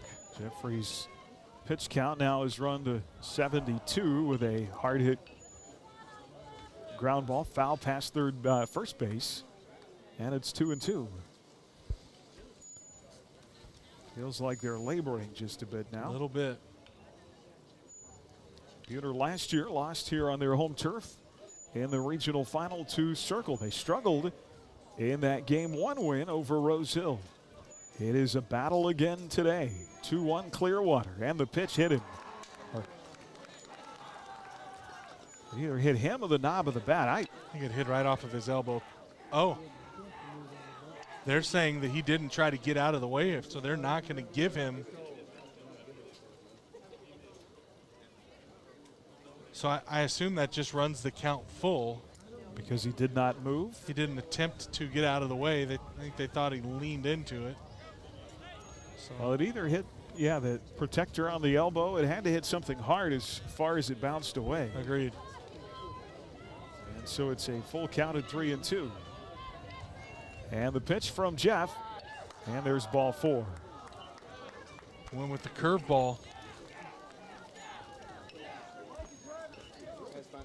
That'll get Fugarino to the plate. The second baseman is 0 for 2. Reached on a fielder's choice and scored in the second. Struck out in the fourth.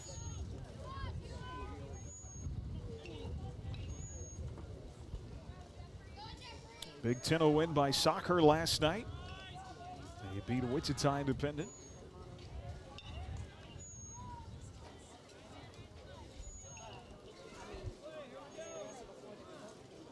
Paulino, Tanksley, and Nielsen all scoring for the Crusaders. Swing and a miss. It's 0-1 on Fugarino. Augusta and Winfield play in Augusta today. The winner of that game will get Bueller on Thursday. If Augusta wins, the game Thursday will be at Augusta. If Winfield wins, it'll be home here in Bueller. 0-1 pitch, swing and a miss over the top of a breaker, and it's 0-2. Nice changeup. Just dove late. It's a great pitch, great location by Jeffrey.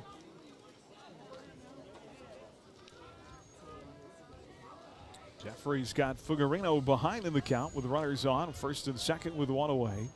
And the pitch struck him out. No, he just got a piece to stay alive. Well, there's a spot where you don't want to give him anything he can really put his bat on, see if he won't expand the zone, get himself out. Fugarino does not look particularly comfortable in the box. Agreed. We've had just the two 4A finals come in so far. Ours here. Outside, ball 1, 1-2. El Dorado beating Circle in the MAC Regional. Lions over Ulysses today, 12-8. Those are the two Western finals we have. Do have some Eastern finals in. Paola beat Independence 7-6. And now time called by home plate umpire. Iola over Baldwin, 13-1. And Rock Creek beat Parsons today, 5-2. Got him with a hook on the inside corner. Fugarino is frustrated. That is out number 2. And he really threw out that at bat, Matt. He just looked very uncomfortable in the box. I would agree with you. Just didn't seem to look at all confident.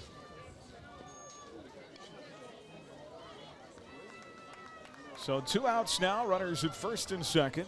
Clearwater has brought home a run in the inning. Here is shortstop Dylan Rich. He is 1 for 2.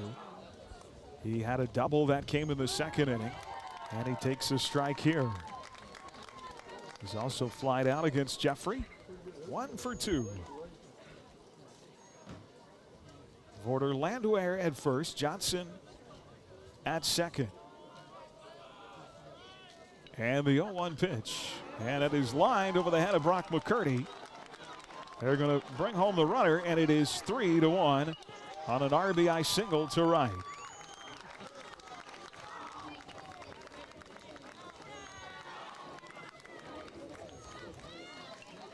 So Bueller now chasing 2, still 2 outs in the inning. And that'll bring up Logan Canup, who's 0 for 2, the center fielder, twice against Neal today. He struck out. Well, the offense has 6 outs to get 2 runs. I think we're going to have a pinch hitter here. Clearwater coach Jess Tracy out to talk to the home plate umpire. Clearwater made it to the state tournament last year where they beat Mulvane in the opening round and then lost in the semifinals. Now batting the pinch hitter, number 1, Austin Layton. Austin Layton will be the pinch hitter, hitting in the spot of Canup. Clearwater still runners at first and second, still 2 outs, 2 runs home in the inning. Crusader Baseball this season brought to you in part by Midway Motors, by Fee Insurance, Apex Shears, and by H&R Block. And the pitch from Jeff to Layton is a fastball for a strike in the outside corner to the right-handed batter. Clearwater 14-9 a year ago. Bueller finished its season 18-4. These two teams have not met since April the 18th of 2019. Big reach by Layton on a breaking pitch low and away, and it's 0-2. It's a great play by Jace to keep that ball in front. That curveball that was easily 10 inches off the plate dove, and Jace did a great job to block it. Tayden Hawkinson in game one of that series in 19 gave up no runs over 7 innings. Struck out 7, fouled back to the screen, still 0-2. Brad Neal, as a sophomore, pitched game 2. 4 innings, 1 hit, 5 runs. He struck out 2. Actually, he would have been a freshman that year. 0-2 pitch. Swing and a miss. He struck him out, and the inning is finally over. Jeffrey labors through, gives up 2 more runs in the inning. And Clearwater stretches their lead 3-1. We'll go to the bottom of the 6th on HKFM and the Crusaders Sports Network. When disaster strikes your home or business, call your hometown team. Call Phoenix Restoration. Hi, this is Robin Swanson. My husband Ryan and I and our team at Phoenix Restoration are proud to be Reno County's only locally owned fire and water restoration company. When the unthinkable hits your home or business, we are here to help. We'll put our 10+ years of experience to work to help you recover. Check us out at phoenixrestorationandroofing.com. Phoenix Restoration will help you rise again after your disaster. The medicine shop, when you drop your prescriptions off, the personal care you'll find there will make you feel all better. The meds you need, delivered with speed, the lowest prices guaranteed. Get your prescriptions with no hassle at 14th and Main at the Little White Castle. You'll feel all better at the medicine shop. Bueller Crusader Baseball on HKFM. Cole Kiesling has given up 1 run, 7 hits through 5 innings of work. He's going to get the meat of Bueller's order. Eddie, Neal, and Van Bruggen here in the 6th as Coach John Neal had his kids huddled up outside the dugout to give them a little pep talk. Bueller's had some base running miscues today, and we coach several times in our conversation, in our interview before the game. He talked about being disciplined. Here's Matt Eddy, 1 for 2. He had a single in his first at bat and takes on the outside corner a strike. A wide strike to the left-handed batter. Matt singled in the first. He struck out in the 4th. No balls, 1 strike, in the pitch from Kiesling. And it's hit in the air and out of play behind the third base dugout. 0-2. Our coverage from the Allen Samuels broadcast booth online at Allen Samuels Chrysler Dodge Jeep Ram, AllenSamuelsHutch.com. The 0-2 pitch to Bueller's right fielder. Over below, 1-2. It's a good job by Matt not giving in that situation. Must have a keen eye and just stay alive in the batter's box. Matt's been pretty good at working behind in the count this year. Struck him out. Well, today, unconventional as it might sound, the damage against Kiesling has been done early in the count. It has. Fastballs early. Here's Jeffrey Neal for a 3rd time. Jeff singled in the 2nd. He hit into a double play in the 4th. And way outside with the fastball. 1 ball, no strikes.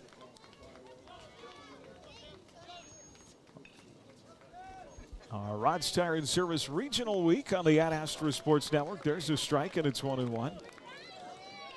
Semifinal and final round coverage of regionals from Halstead and Sedgwick today. Jeff now down 1-2. You can find schedules and streaming audio online at adastraradio.com. The 1-2 pitch hit in the air to center field. That's going to drive the center fielder back. It's going to be over his head. Jeff Neal on his horse to second with a 1-out double. Boy, that's a good job by Jeffrey. He actually got the fastball, was ready for it after a couple of curveballs, gets the fastball. Makes Kiesling pay. Runner at second. Let's see if Bueller can't push this run across. That is Jeff's 15th extra base hit, his 13th double of the year. And that'll get Bo Van Bruggen to the plate with a runner in scoring position. Bo is 0 for 2. Bo has struck out and flied out against Kiesling. So Mace comes in to run for Jeff, so you've got pretty good speed on the bases. Outfielders are playing very deep. Bo Van Bruggen looking to extend a 6-game hit streak. And he goes after the first pitch fastball and grounds it into left field. And it gets past the left fielder, and that's going to score a run. Bo on his way to second, and it's a 1-run game. Boy, what a good job by Bo. Got the curveball, stayed back, didn't try to overdo it. Weasels it through. Mace does a good job reading right-hand, left-hand situation, lets the ball clear through. And then the left fielder doesn't catch it, Aaron, and we were talking off the air. You've just got to put the ball in play and put pressure on the defense. Well, and I would say that to Jace Henderson here, is I know he can hit the ball out of the ballpark, and if he did, that obviously would be great. But really, in this situation, you just need a base hit. It really. Well, you remember in El Dorado, he did a really good job getting behind an account and just flipped the ball down into right field. You'd certainly take that approach right here. Jace 0 for 2. He has struck out against Kiesling twice. Runner in second in a 1-run game, and he takes a fastball off the plate for ball 1. Boy, that may be the only fastball he sees. A hittable pitch. Yeah, it was. 1-0 from Kiesling. Gave him low and away. Ball 2, 2-0. Well, Kiesling's going to have to throw a fastball here, you would think. With first base open, does Kiesling nibble? Is he extra careful here? 2-0 pitch. Check swing at a backbreaker. It's a fast on the inside corner, 2-1. It was the fastball, but Jace thought it was going to be a curveball, and it just couldn't get ready. Couldn't get his hands through. A fastball in the hands, and I don't know how much you could have done with it. 2-1 pitch. There's another one, and a rocket shot. Is it fair? It is a foul ball. Oh man, that was the left field line. That was the curveball, and Jace was all over it, just a little ahead of it. And that's the hardest ball we've seen hit all day. That was a laser shot down the left field line, but just foul. Sorry, buddy. I kind of grabbed you there. I may. And Klossmeyer out to talk to his pitcher. Hey, let's not do that again. Yeah, no kidding. 2-2 the count on Jace Henderson. One out with a runner at second. A run home in the inning. It is 3-2. And the pitch from Klossmeyer struck him out. Drop strike 3, but Klossmeyer able to tag out Henderson. And there are 2 outs in the inning. Boy, that was an interesting pitch. We saw Kiesling change his arm slot, almost threw that sidearm, a little changeup. It was sidearm. Well, Brock Mccurdy is 2 for 2 today. Boy, I think he's only seen 2 pitches. Yeah, Brock has attacked early in the count, both of his at-bats. Singles in the 3rd and the 5th. He scored one of Bueller's 2 runs in that 5th inning. He's got the tying run at second base here with 2 outs. Hits in the inning for Neal and Van Bruggen. And the pitch way outside. Boy, Kiesling that time not going to give Brock anything to hit. Certainly not another first pitch fastball. Matt Eddy struck out to lead off the inning, then the double by Jeff, the single by Bo, and a strikeout of Henderson. 1 run home, swing and a miss, and Brock's down 0-2. It's 1-1. 1-1, I'm sorry. Brock Mccurdy this year hitting .400 with runners in scoring position. Looking for his first 2-out RBI. 1-1 pitch. Fastball hit in the air, but foul out of play. That might have been the pitch to hit. Yeah, I agree. Gonna have to battle here. Bueller is not led today. Tied the game at 1 earlier. Clearwater now up a run 3-2. 2 outs, 1-2 the count. And the pitch upstairs with a fastball, 2-2.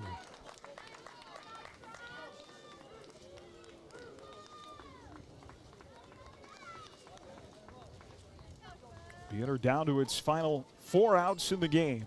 Chasing a run. That tying run right now is at second base.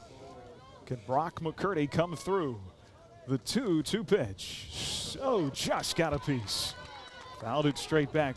Good job by Brock to spoil that pitch from Kiesling. Absolutely. I thought it was a swing and a miss that got back to the fence at first.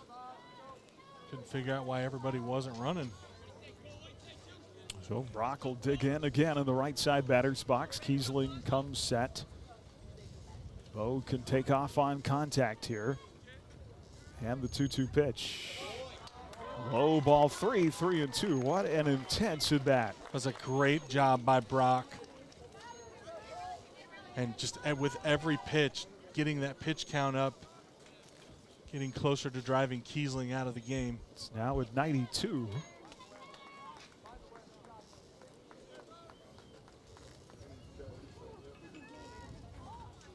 Kiesling set, and the 3-2 pitch.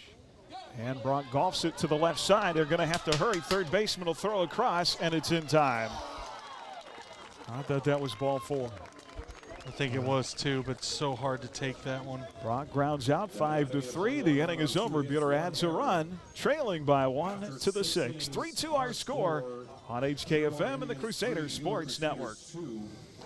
Coming up in the top of the 7th. The name Johnson Sheet Metal doesn't sound like a heating and air conditioning company, but our family at Johnson Sheet Metal became a Lennox dealer 99 years ago and are still servicing and installing heating and air conditioning systems in Hutchinson and Reno County. Through 4 generations, our specialty has been the Lennox brand, but we can service other brands just as well. We do metals too, but if you have a heating or air conditioning need, call Johnson Sheet Metal today at 620-662-0224. Have you been thinking about updating an old ceiling fluorescent light fixture to LED? Sunflower Electric has a fix easy enough to do yourself. With an Optilumen conversion kit, you can quickly swap out the old bulbs and ballast and install a magnetic LED strip and driver. It's simple and affordable. The retrofit kits start at just $59.95. You'll reduce your energy costs and save money. Call today at 620-662-0531 or stop by Sunflower Electric at 100 West 2nd in Hutchinson. Bueller Crusader Baseball on HKFM. Oh, hi, everybody. Here we go to the 7th inning. Jeff Neal back out. He'll get Kiesling to lead off, so it'll be the top of the order, then Miller and Cash. And Kiesling, ground ball, Brock Mccurdy scoops it. Going to his left, makes the play, and there's one away. First time they've actually, just the second time Kiesling's been put out today. He's got a couple of hits in the game. Samuel Miller. That'll bring up Samuel Miller, who's 0 for 1. He's twice sack bunted in this game. He's also popped up to the second baseman. Well, it's going to come down to this final inning. Line shot foul past the bag at third. It's 0-1. For Bueller in their half of the 7th, 8-9-1. And as it stands right now, they need a run to keep their season going. Outside with the curveball, and it's 1-1. How much Kiesling is up around 93, 94 pitches now.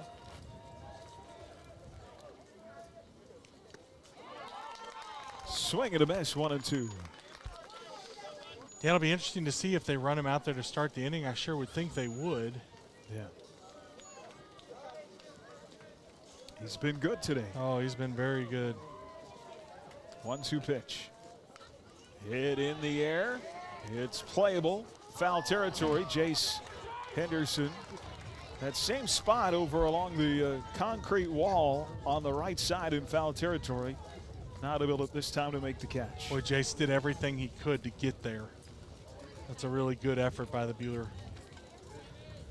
catcher.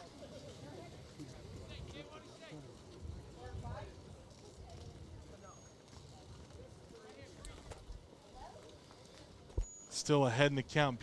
Jeffrey's really got to tighten up here. Nothing easy to hit. See if he'll chase. There's a ball hit in the air to left field. Bo going back. Finds it, and out number 2.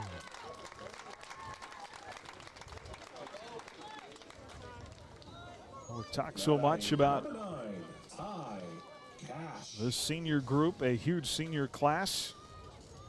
They've played so much baseball together, and it's going to be 3 seniors due up next half inning. So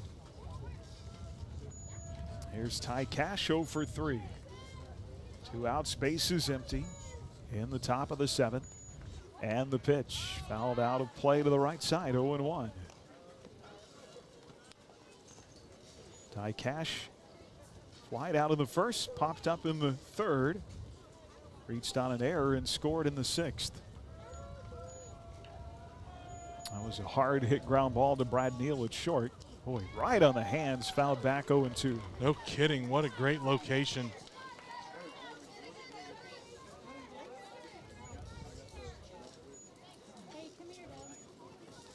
That error eventually led to what is the go-ahead run now, 3-2 in the pitch.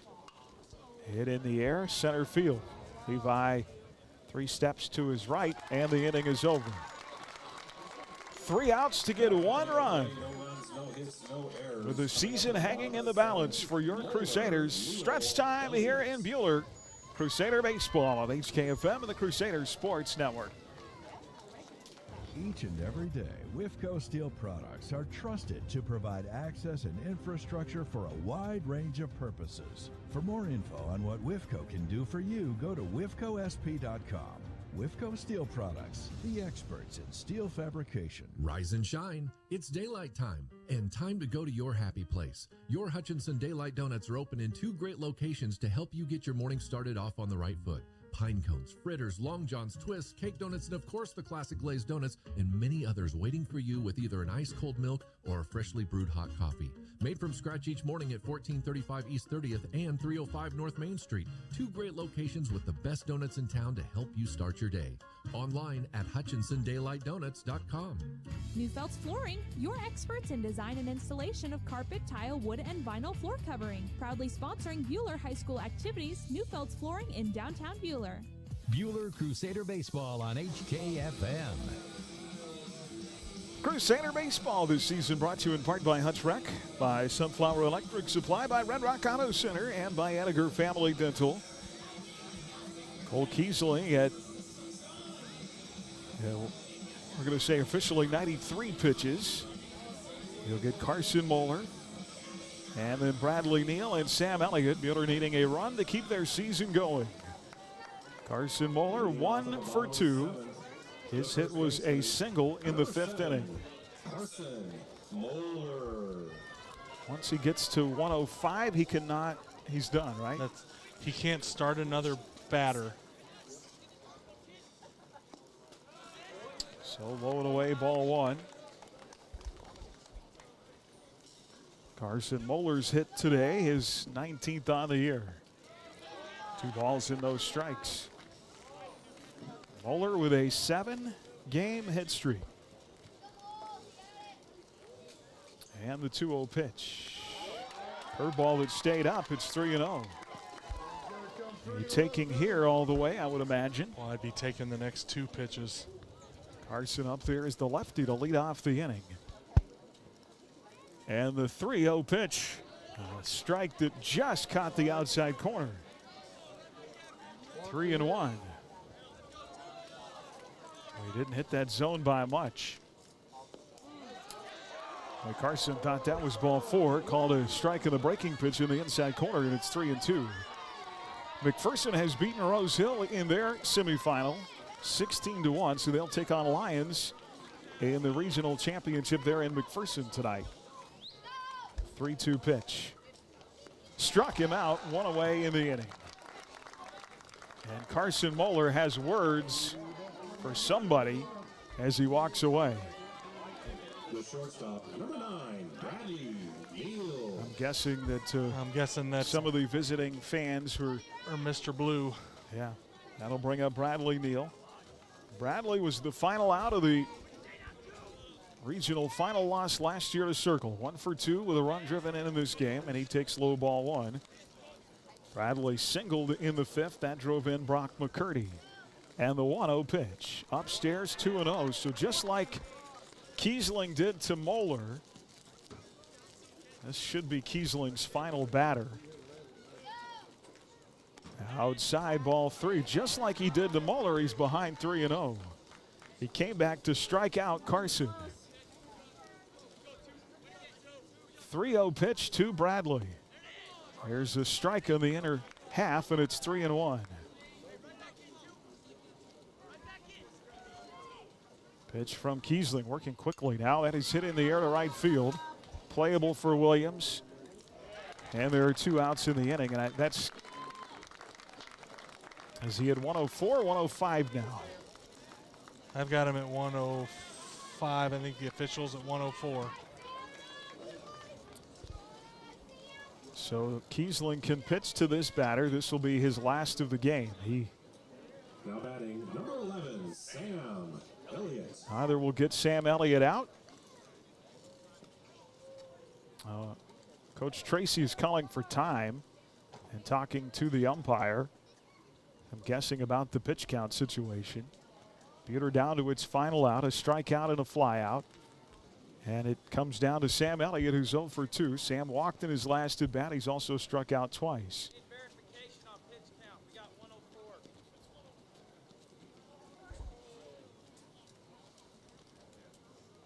I have him at 105. Well, I have him at 106.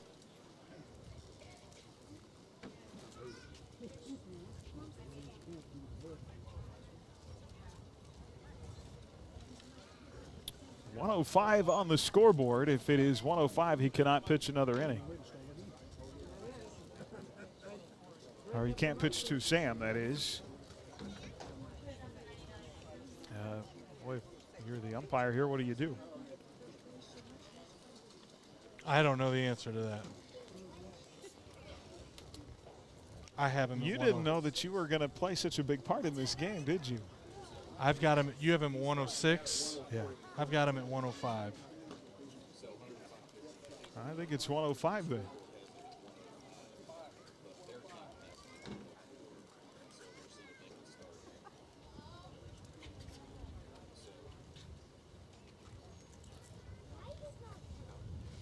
Well, are they going to let him pitch or not? I don't think they are.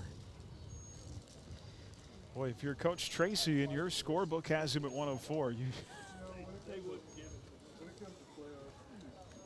that's going to be it. It's got to be, doesn't it? It does. Yeah. So Kiesling will be done. And we'll have our first pitching change of the game. This call to the pen brought to you by Bueller Dental Care. From regular teeth cleanings to advanced periodontal work, your hometown dentist is Bueller Dental Care, providing healthy smiles with a gentle touch. A fantastic outing for Cole Kiesling. 2 outs in the 7th in a 1-run game. Back after this on HKFM and the Crusaders Sports Network. Hi, I'm Dr. Dal Hunt with Bueller Dental Care.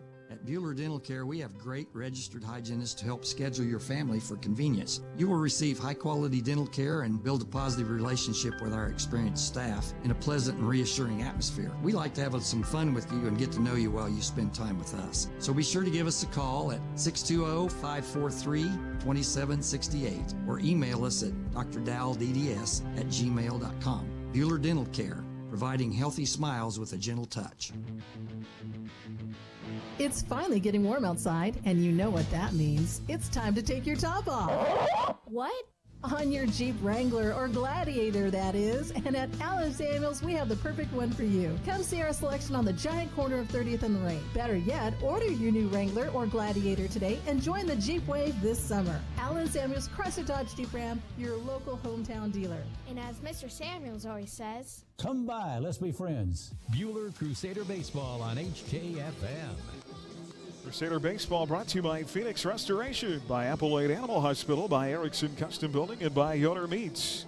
Isaac Porter Landwehr will come out of the pen to try and get the final out of the 7th. Cole Kiesling, who was brilliant today for the most part. And he is in line for the win. He goes 6 2/3. 9 hits, 2 runs, 1 earned, a walk, and 13 strikeouts. So it comes down to Vorder Landwehr and Sam Elliott. Sam is 0 for 2. He struck out twice against Kiesling. He walked in his last at bat. That was in the 1-run 5th. Peter, a run in the 5th and a run in the 6th, trailing 3-2. And Sam becomes the final out of the game. Needs to reach base to keep the inning going. And the pitch, big breaker for a strike in the inside corner. Boy, that is a slow roller. 0-1 pitch. Upstairs, ball 1, 1-1. If Sam can reach, another senior, Levi Atherton, is on deck.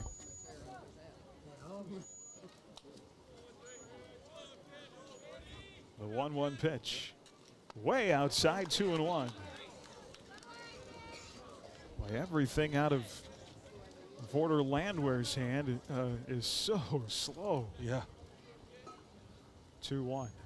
And that one, did it nick him? It did. So the tying run is on base, hit by a pitch.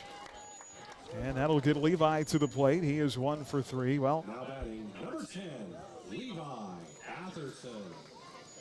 You're probably not going to get a whole lot from me for the next couple of minutes. I can mute your mic over there, buddy, if it makes you feel better. Levi struck out in the 1st, singled in the 4th, struck out in the 5th. Tying run at first base, and the pitch upstairs, ball 1. If this falls apart, is there not a piece of you that feels bad for Kiesling? Nope. Well, not you.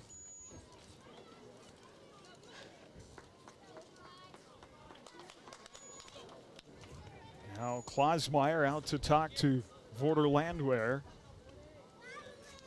Sam Elliott hit by a pitch, represents the game's tying run. 1-0 to Levi. In there at the belt for a strike, and it's 1-1. Boy, that is just so slow. Matt Eddy waits on deck. Bueller needs a run to keep its season alive.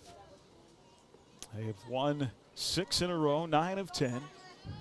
Clearwater came into the game losing 6 in a row. The 1-1 pitch. Foul, 1-2.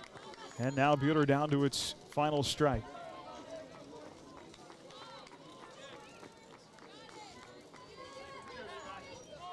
One and two on the lefty. Back in the box against Vorder Landwehr in relief of Kiesling. And the 1-2 pitch.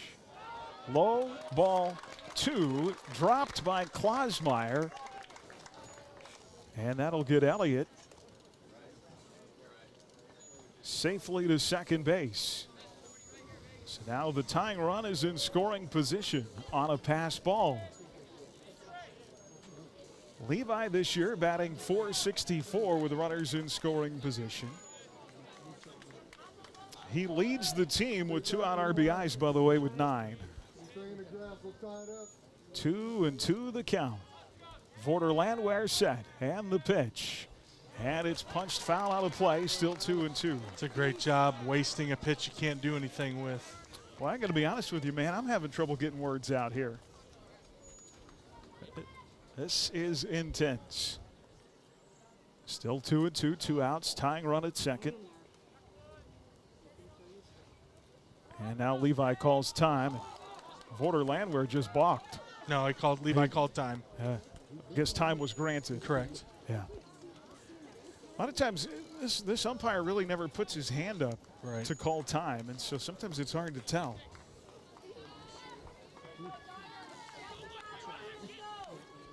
Here comes the 2-2.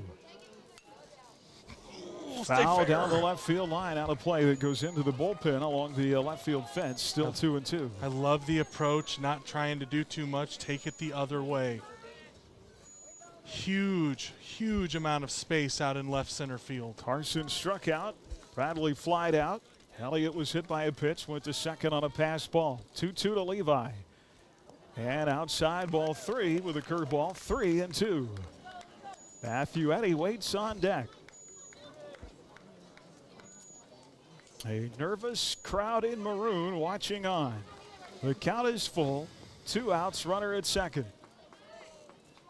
And the pitch from Vorder Landwehr is back up the middle. A base hit. Run, Sam, Here run. comes Sam Elliott on his way home, and it's a tie ball game. A 2-out RBI, number 10 on the season for Levi Atherton. Let's go.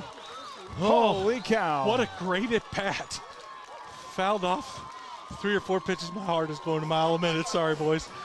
Fouled off 3 or 4 pitches, just doesn't do too much, drives it up the middle.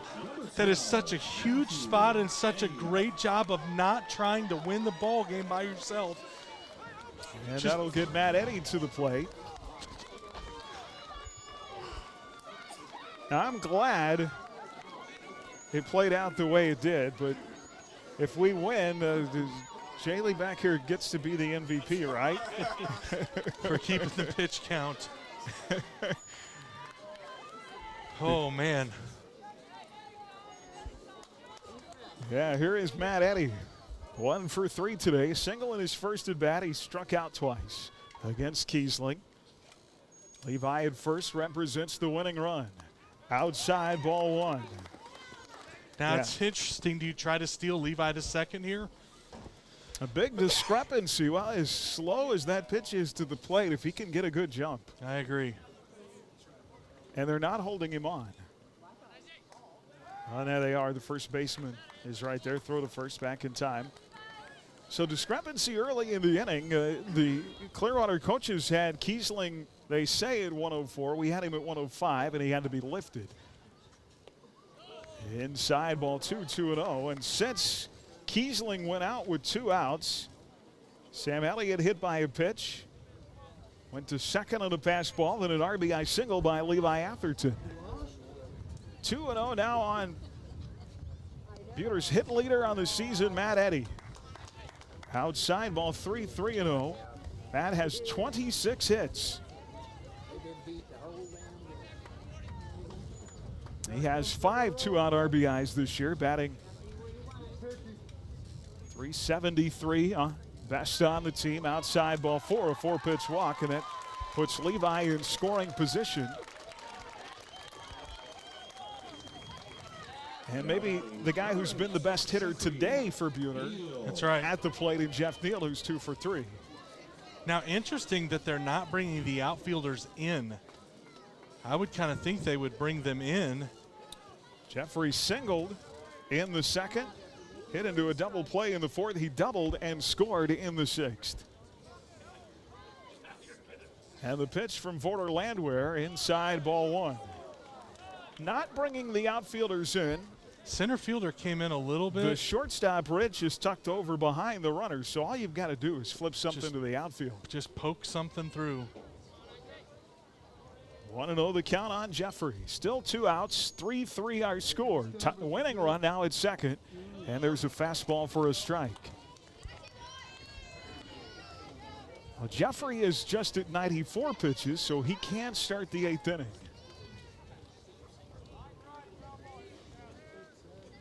And Vorder Landwehr's 1-1 pitch. Big breaker that hit him, and the bases are loaded. Well, I would be shot. I don't see anybody up in the. And that'll bring up Bo Van Bruggen, and here comes Coach Tracy. That might be it for Vorder Landwehr. I think we're going to have a pitching change again here. Well, regardless of what happens with Bo Van Bruggen here, which, how does this soon go ahead and get this over? A brand new ball game. Oh my gosh. And Tracy with a long talk to his guys. He's pulled his infield in. This is Bo Van Bruggen. And Bo is 1 for 3 today. Bo's hit was a single in the 6th. He's also struck out and flied out, all against Kiesling. Just heard from somebody who, speaking about Vorder Landwehr, says that his curveball looks a little bit like an old Ephus pitch. You remember that old Ephus pitch that had that big hump in it? So we're going to have a pitching change. Bottom 7, 2 outs, bases loaded, tied at 3. This call to the pen brought to you by Bueller Dental Care. From regular teeth cleanings to advanced periodontal work, your hometown dentist is Bueller Dental Care. New picture when we come back on HKFM of the Crusaders Sports Network. Hi, I'm Dr. Dal Hunt with Bueller Dental Care. At Bueller Dental Care, we have great registered hygienists to help schedule your family for convenience. You will receive high-quality dental care and build a positive relationship with our experienced staff in a pleasant and reassuring atmosphere. We like to have some fun with you and get to know you while you spend time with us. So be sure to give us a call at 620-543-2768 or email us at drdaldds@gmail.com. Bueller Dental Care, providing healthy smiles with a gentle touch. It's finally getting warm outside, and you know what that means. It's time to take your top off. What? On your Jeep Wrangler or Gladiator, that is. And at Allen Samuels, we have the perfect one for you. Come see our selection on the giant corner of 30th and Lorraine. Better yet, order your new Wrangler or Gladiator today and join the Jeep wave this summer. Allen Samuels, Chrysler Dodge Jeep Ram, your local hometown dealer. And as Mr. Samuels always says, Come by, let's be friends. Bueller Crusader Baseball on HKFM. Well, back here in a 3-3 game. Well, Van Bruggen up with 2 outs as Dylan Rich becomes the third Clearwater pitcher in the inning. Kiesling gave up just the 2 runs through 6 2/3. Had to be lifted because of his pitch count. There's a strike to Bo. And Bueller on a single up the middle by Levi Atherton scored Sam Elliott to tie the game at 3. 0-1 on Bo Van Bruggen. 1 for 3 today. And the pitch in the air. That'll get on a play the right side, and it's 0-2. Bo Van Bruggen, a hit to extend his hitting streak to 7 games with 4 2-out RBIs this year. And batting .333 with runners in scoring position. Long look in by Rich. He comes set. And the 0-2 pitch. Fastball in and tight. It's 1-2. A base hit wins the game. It would come in a walk-off fashion.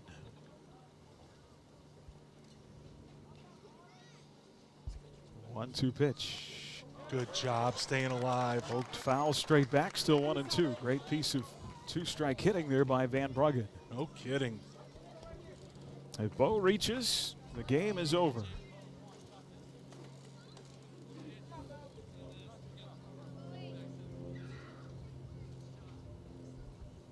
One and two the count. Way outside, that gets away, but not far enough for Levi to take a chance. 2-2. Who just needed a little bit more. I think it deflected off of Klosmeyer's glove, and so it didn't roll very far. It did.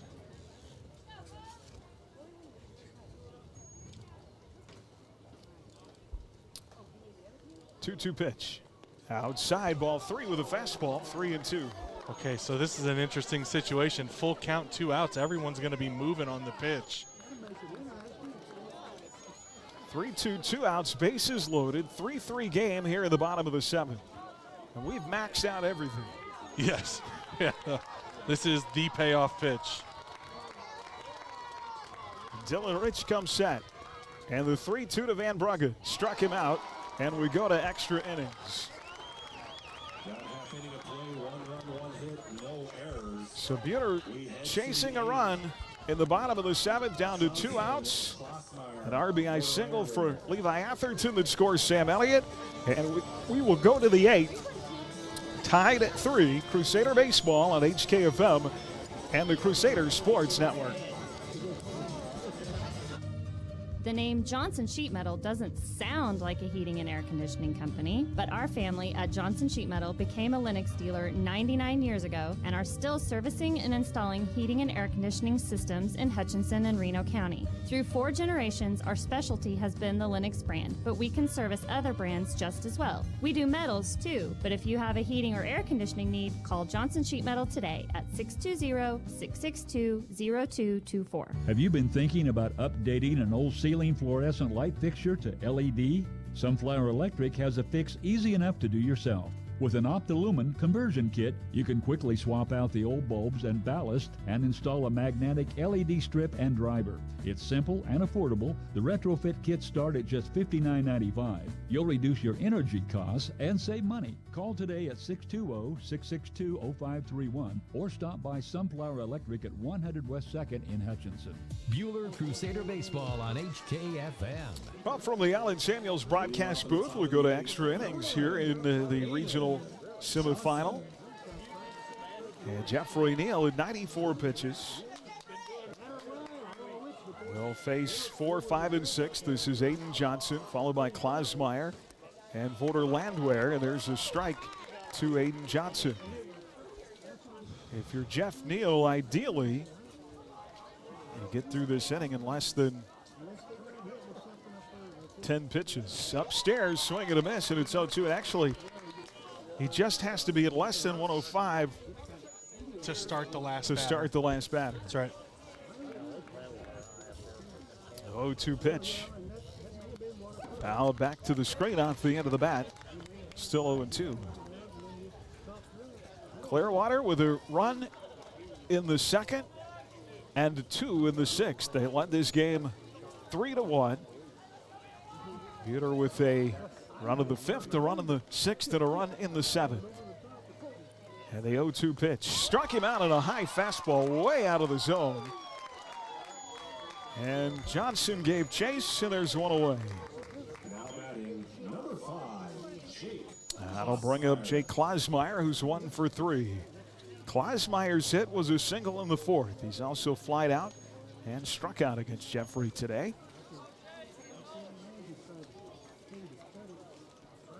And the pitch. Outside, ball 1. No action in the Bueller pen. So that would tell me, not that I can see, it's a little tough to see down that right field line. That is shot foul in the box, and it's 1-1. Who is next on Coach Neal's list? I'll give you one guess. 1-1 pitch.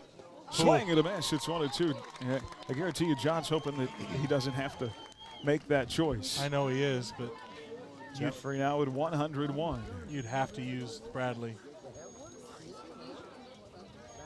Relief has not been Brad's best spot. The 1-2 pitch. Outside, ball 2-2-2. If Bueller wins, we'll have the regional final against El Dorado tonight for a chance to go to the state tournament. 2-2. Struck him out.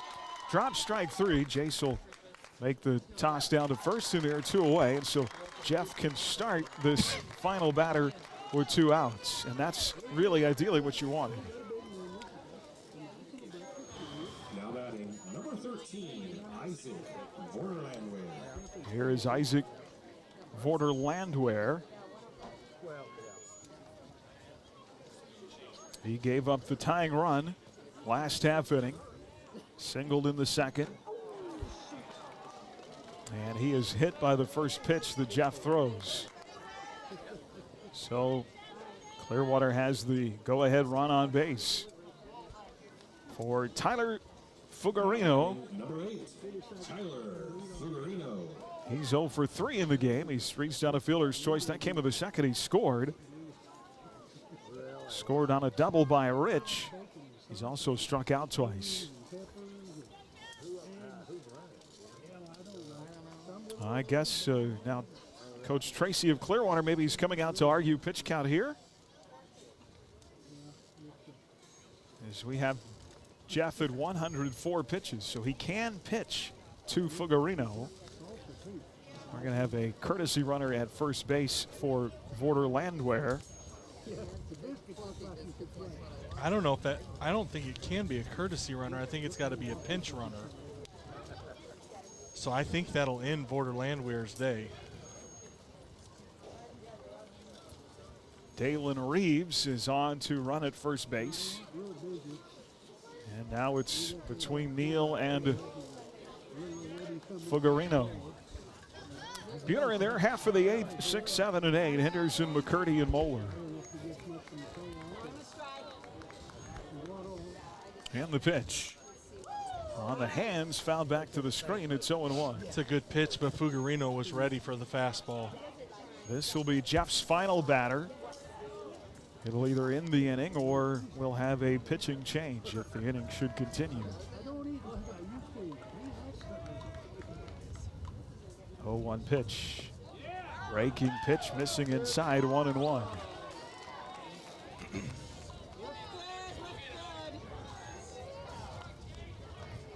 Runner on with 2 outs. Back-to-back strikeouts, and then Porter Landwehr hit by a pitch. Now the runner goes. Jace will throw down off a hop. It's a close play, but they say safe at second base. It's 1-2 now on Fugarino. Close play down at second. Yeah, I thought that Reeves kind of slid past the bag. If Brock's able to hold the tag on, I think he might have a chance to get him coming off the backside. That said, really nice throw by Jace. 1-2 with 2 outs now. Runner at second. We'll get him here. And Jeff comes set. There's something that they could change in the offseason. It's that. Allowing a batter time once a pitcher is already into his motion. It's fair. We've seen that a lot this year. We have, especially late in the year. 1-2. Chopper foul, third base side, still 1-2.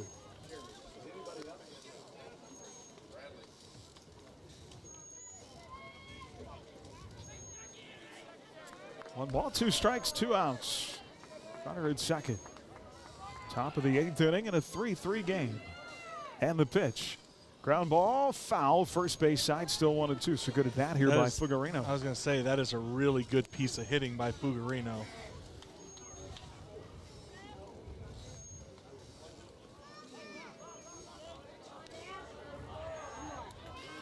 Bueller has not led today. They have tied the game for a second time. 1-2 pitch. And a base hit that might put him back in front. And it is 4-3. An RBI single by Fugarino. And here we are again. Boy, that 1-2 pitch just caught too much of the plate. And Jeffrey will have to be lifted. We're going to have a call to the pen. And it's going to be Bradley Neal. I believe our call to the pen brought to you by Bueller Dental Care. From regular teeth cleanings to advanced periodontal work, your hometown dentist. Providing healthy smiles with a gentle touch. New pitcher when we come back on HKFM and the Crusader Sports Network. Hi, I'm Dr. Dal Hunt with Bueller Dental Care. At Bueller Dental Care, we have great registered hygienists to help schedule your family for convenience. You will receive high-quality dental care and build a positive relationship with our experienced staff in a pleasant and reassuring atmosphere. We like to have some fun with you and get to know you while you spend time with us. So be sure to give us a call at 620-543-2768 or email us at drdaldds@gmail.com. Bueller Dental Care, providing healthy smiles with a gentle touch. It's finally getting warm outside, and you know what that means. It's time to take your top off. What? On your Jeep Wrangler or Gladiator, that is. And at Allen Samuels, we have the perfect one for you. Come see our selection on the giant corner of 30th and Lorraine. Better yet, order your new Wrangler or Gladiator today and join the Jeep wave this summer. Allen Samuels, Chrysler Dodge Jeep Ram, your local hometown dealer. And as Mr. Samuels always says, come by, let's be friends. Bueller Crusader Baseball on HKFM. Well, the new pitcher will be Bradley Neal in relief of his younger brother. That'll move Jeff to shortstop. For Bradley, this will be appearance number 8 in 34 2/3 innings. He is 4-2 with a 0.1 earned run average. 27 hits, 14 runs, 4 earned. He's walked 10 and struck out 54. Brad last pitched on May the 9th in Game 2 in 7 innings against Mulvane and got the win, giving up 6 hits, 4 runs. None of those were earned. He struck out 10. Clearwater back in front by a run here. A hit batter, a stolen base, and a single. and it's 4-3. And here is Dylan Rich. And Rich is 2 for 3 in the game. Bueller has never led today, and they trail now for a third time. And again, they're down to their final 3 outs of the season. Go to first, and Fuggerino is back safely. The final numbers on Jeff Neal. He is responsible for the runner at first base. 7 2/3. 8 hits, 4 runs, 2 earned. And a fly ball to right, and that'll keep the inning going. Matt Eddy will cut it off down the line. Fuggerino's going to go first to third, still 2 outs.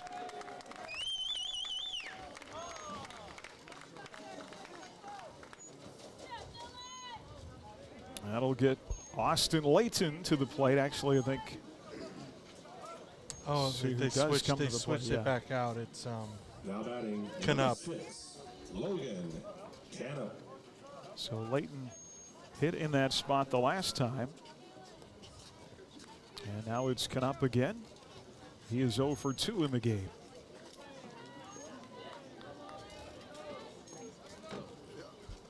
So Jeff responsible for the runner at third. Brad for the runner at sixth. At first.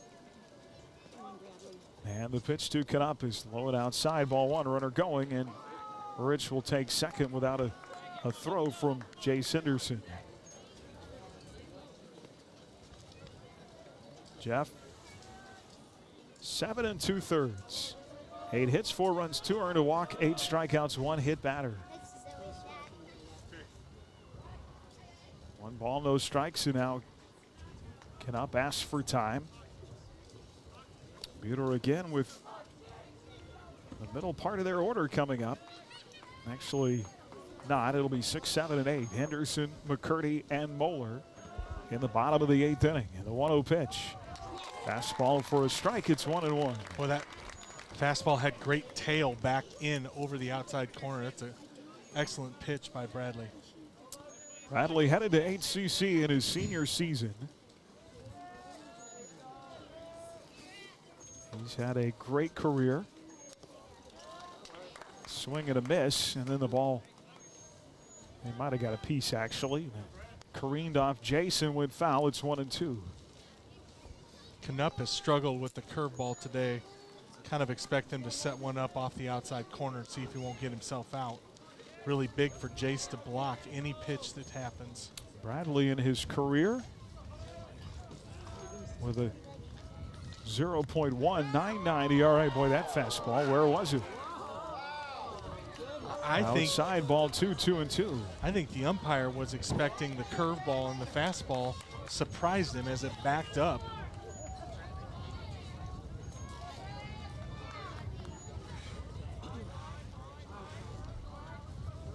The 2-2 pitch. Fastball up, and it's 3-2. Bradley, through 3 seasons, his sophomore year was wiped out because of COVID. Coming into today, 110 2/3 innings. And the 3-2 pitch outside, ball 4. The inning continues. The bases are loaded, 2 outs. And back to the top of the order in Clearwater's best hitter in Cole Kiesling. Cole Kiesling is 2 for 4. A double, a single, a fly out, and a ground out. Brad has come into the game and give up a single and a walk.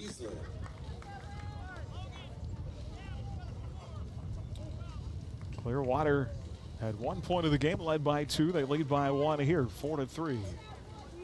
El Dorado awaits the winner in the nightcap. And Brad comes set. And the pitch. Inside ball 1.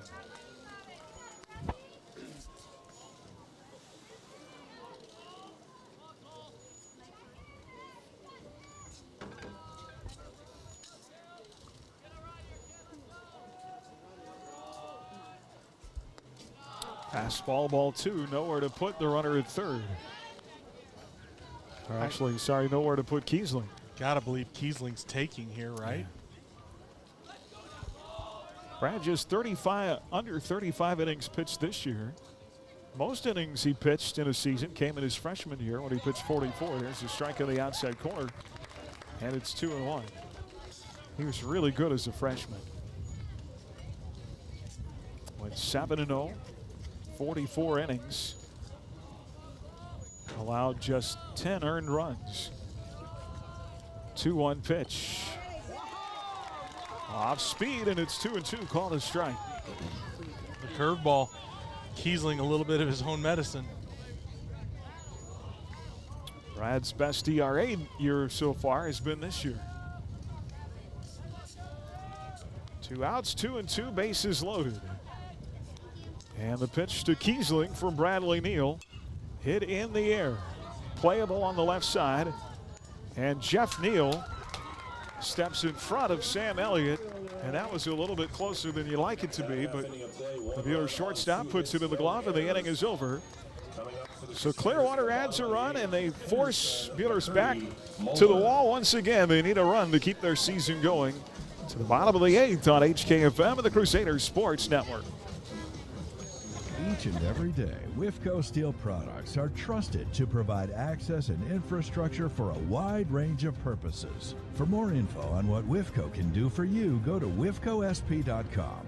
WIFCO Steel Products, the experts in steel fabrication. Rise and shine. It's daylight time and time to go to your happy place. Your Hutchinson Daylight Donuts are open in 2 great locations to help you get your morning started off on the right foot. Pine cones, fritters, long johns, twists, cake donuts, and of course the classic glazed donuts, and many others waiting for you with either an ice cold milk or a freshly brewed hot coffee. Made from scratch each morning at 1435 East 30th and 305 North Main Street. 2 great locations with the best donuts in town to help you start your day. Online at HutchinsonDaylightDonuts.com.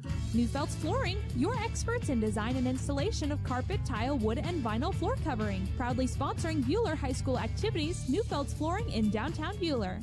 Bueller Crusader Baseball on HKFM. Well, bottom of the 8th inning, Bueller was down to its final out and drove in a run to tie the game with the 7th. Now they've got to do it again. Jace Henderson followed by Brock McCurdy and Carson Muller. Dylan Rich came in to get the final out of the 7th inning. He got Bo Van Bruggen to strike out. And he'll face Jace Henderson, who is 0 for 3. Number 16, Jace Henderson. And I guarantee you, Jace is striding to the plate. Glad he's not seeing Kiesling again. He struck out 3 times against him. No kidding. Kiesling was really good. Jace still looking for hit number 24. Came into the game with a 3-game hit streak. Comes to the plate to lead off the bottom of the 8th inning. His team down 1 run. The pitch from Rich is a fastball for a strike.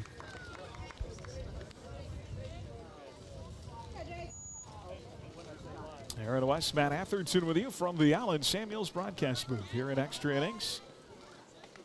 Missing low 1-1. Bueller and Clearwater. The win gets El Dorado in the regional final tonight. El Dorado beat Circle earlier today, 5-2 outside 2-1. The final is set in McPherson, where McPherson and Lions will play for the regional final there. 2-1, fastball missed up, and it's 3-1. And now Jace can look for his pitch.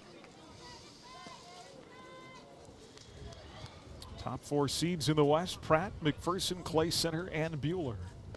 There's a strike, and the count goes full at 3-2.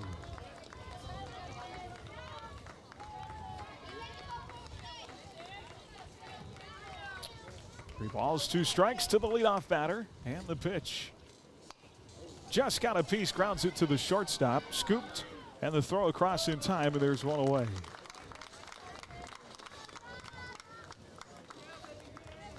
I really think that's the right approach. It was a pitch. I think Jace was fooled by it, but you shorten up, put the ball in play, give yourself a chance. 3 of the 4 finals are set in the East now. The 4th, they play tomorrow. Here's Brock McCurdy, who's 2 for 3. Brock, a pair of singles. He grounded to third his last time up. That was in the 6th inning. Takes up and in, ball 1. Singled in the 3rd, singled and scored in the 5th. And he bounces 1 foul left side here, 1-1. Regional finals in the East. Tonganoxie will take on Miege. Lewisburg faces Paola, and Iola will take on Rock Creek. 1 out, 1-1 on Bueller's second baseman. Brock Mccurdy up and in. It's 2-1. Carson Bueller waits on deck. Boy, if Brock can get on such good speed. Here's the 2-1 pitch. And a soft liner to the second baseman, and there's 2 away. So Bueller down to its final batter, as they were in the 7th when Sam Elliott was hit by a pitch. And it comes down to Carson Bueller, who's 1 for 3. Moles had a single in the 5th. He's also struck out twice. Dylan Rich trying to finish it off for the Clearwater Indians, up 4-3. And the pitch. Fastball for a strike. It's 0-1.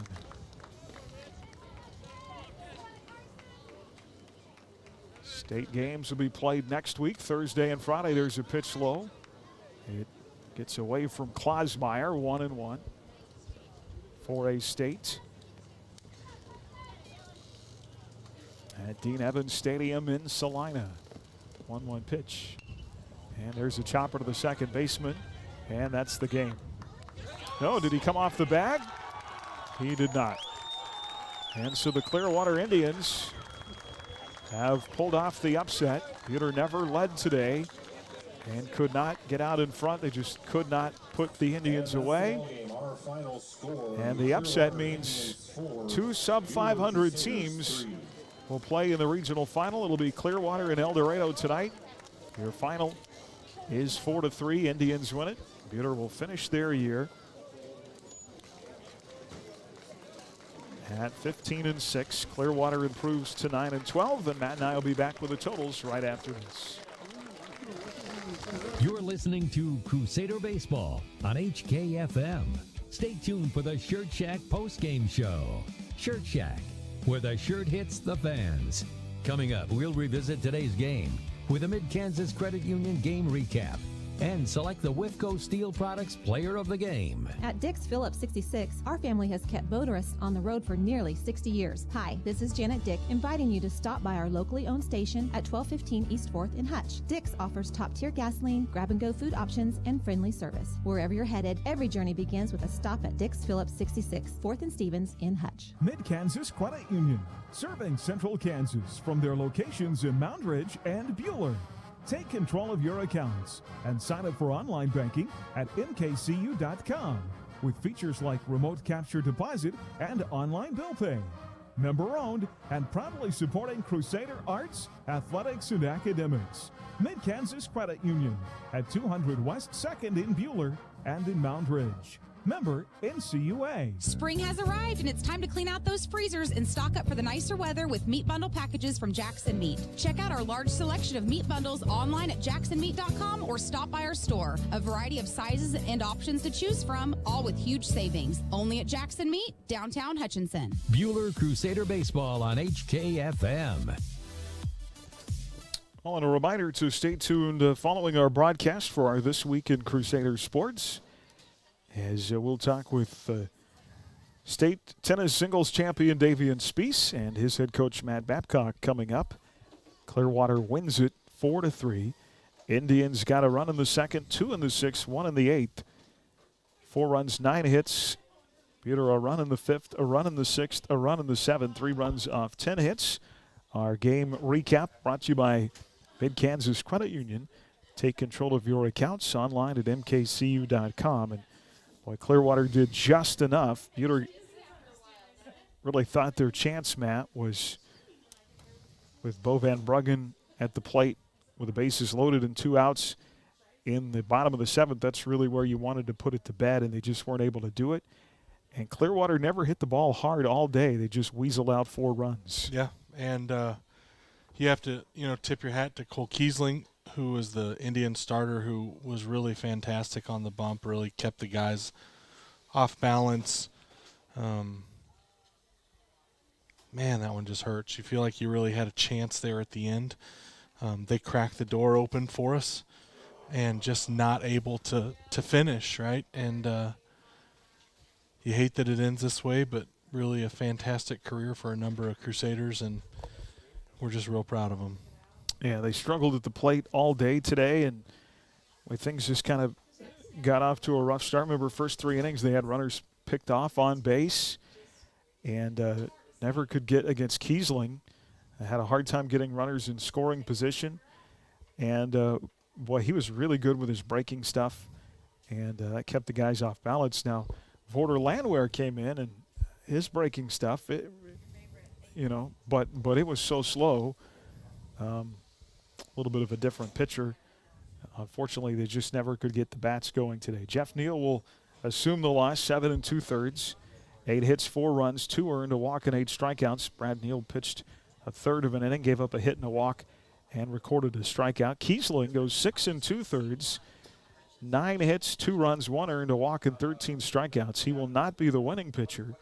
Vorder Landwehr came in and couldn't record an out.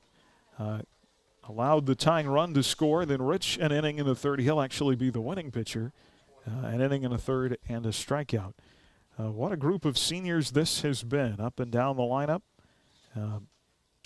Mace McCabe, Brock McCurdy, Carson Moeller, Brad Neal, Levi Atherton, Jace Henderson, Brian Voth, Bo Van Bruggen, Rylan Kolpetzer. Am I missing anybody there? I don't think so. Fantastic group of young men who's played a ton of baseball, and they will move on. Levi will play next year at Central. Brad's going to play next year at HCC. Yep. And so good luck to those guys. Bo's going to go on and play football at Fort Hays State. And be interesting to follow the other guys as well. But, boy, that really turns over the roster, Matt, and they're going to be young next year. Very, very young, and guys are going to have to step up. We'll see who those guys are. Obviously in the lineup, Matt Eddy will him and Jace probably be the centerpieces. And Jeff. And Jeffrey in the lineup next year. And interesting to see who they build around him. And, Jeff's your ace. And where they go for pitching after that, I think it could be a number of guys. So. Absolutely. All right, man. Well, it's been fun, except for when it wasn't. Fair enough. And for the most part, it has. So, absolutely. Congratulations to Clearwater. They'll get El Dorado in the regional final and a chance to go to the state tournament. The sports season not over for the Crusaders, as they've got still a few things in play. Track and field will have their regional coming up at Abilene on Thursday. Soccer and a 10-0 win last night, and they'll play in the regional final on Thursday, either at home against Winfield or on the road at Augusta. And Logan Day for the Bueller golf team will be competing in state coming up next week. State qualifier earlier this week. Thanks so much to all of our great sports boosters, as always, for all they do to allow us September through May to do what we love, and that's watch high school sports. To all the people that support us and encourage us, the great relationships that we have. So appreciative. And thank you, buddy, for putting up with me. Oh, man, my pleasure. So we'll look forward to getting back at it in the fall. Sounds good. One final time, thanks so much for tuning in. Have a pleasant good evening. Aaron West for Matt Atherton. You've been listening to Crusader Baseball. Stay tuned next for our This Week in Crusader Sports here on HKFM. You've been listening to the Shirt Shack postgame.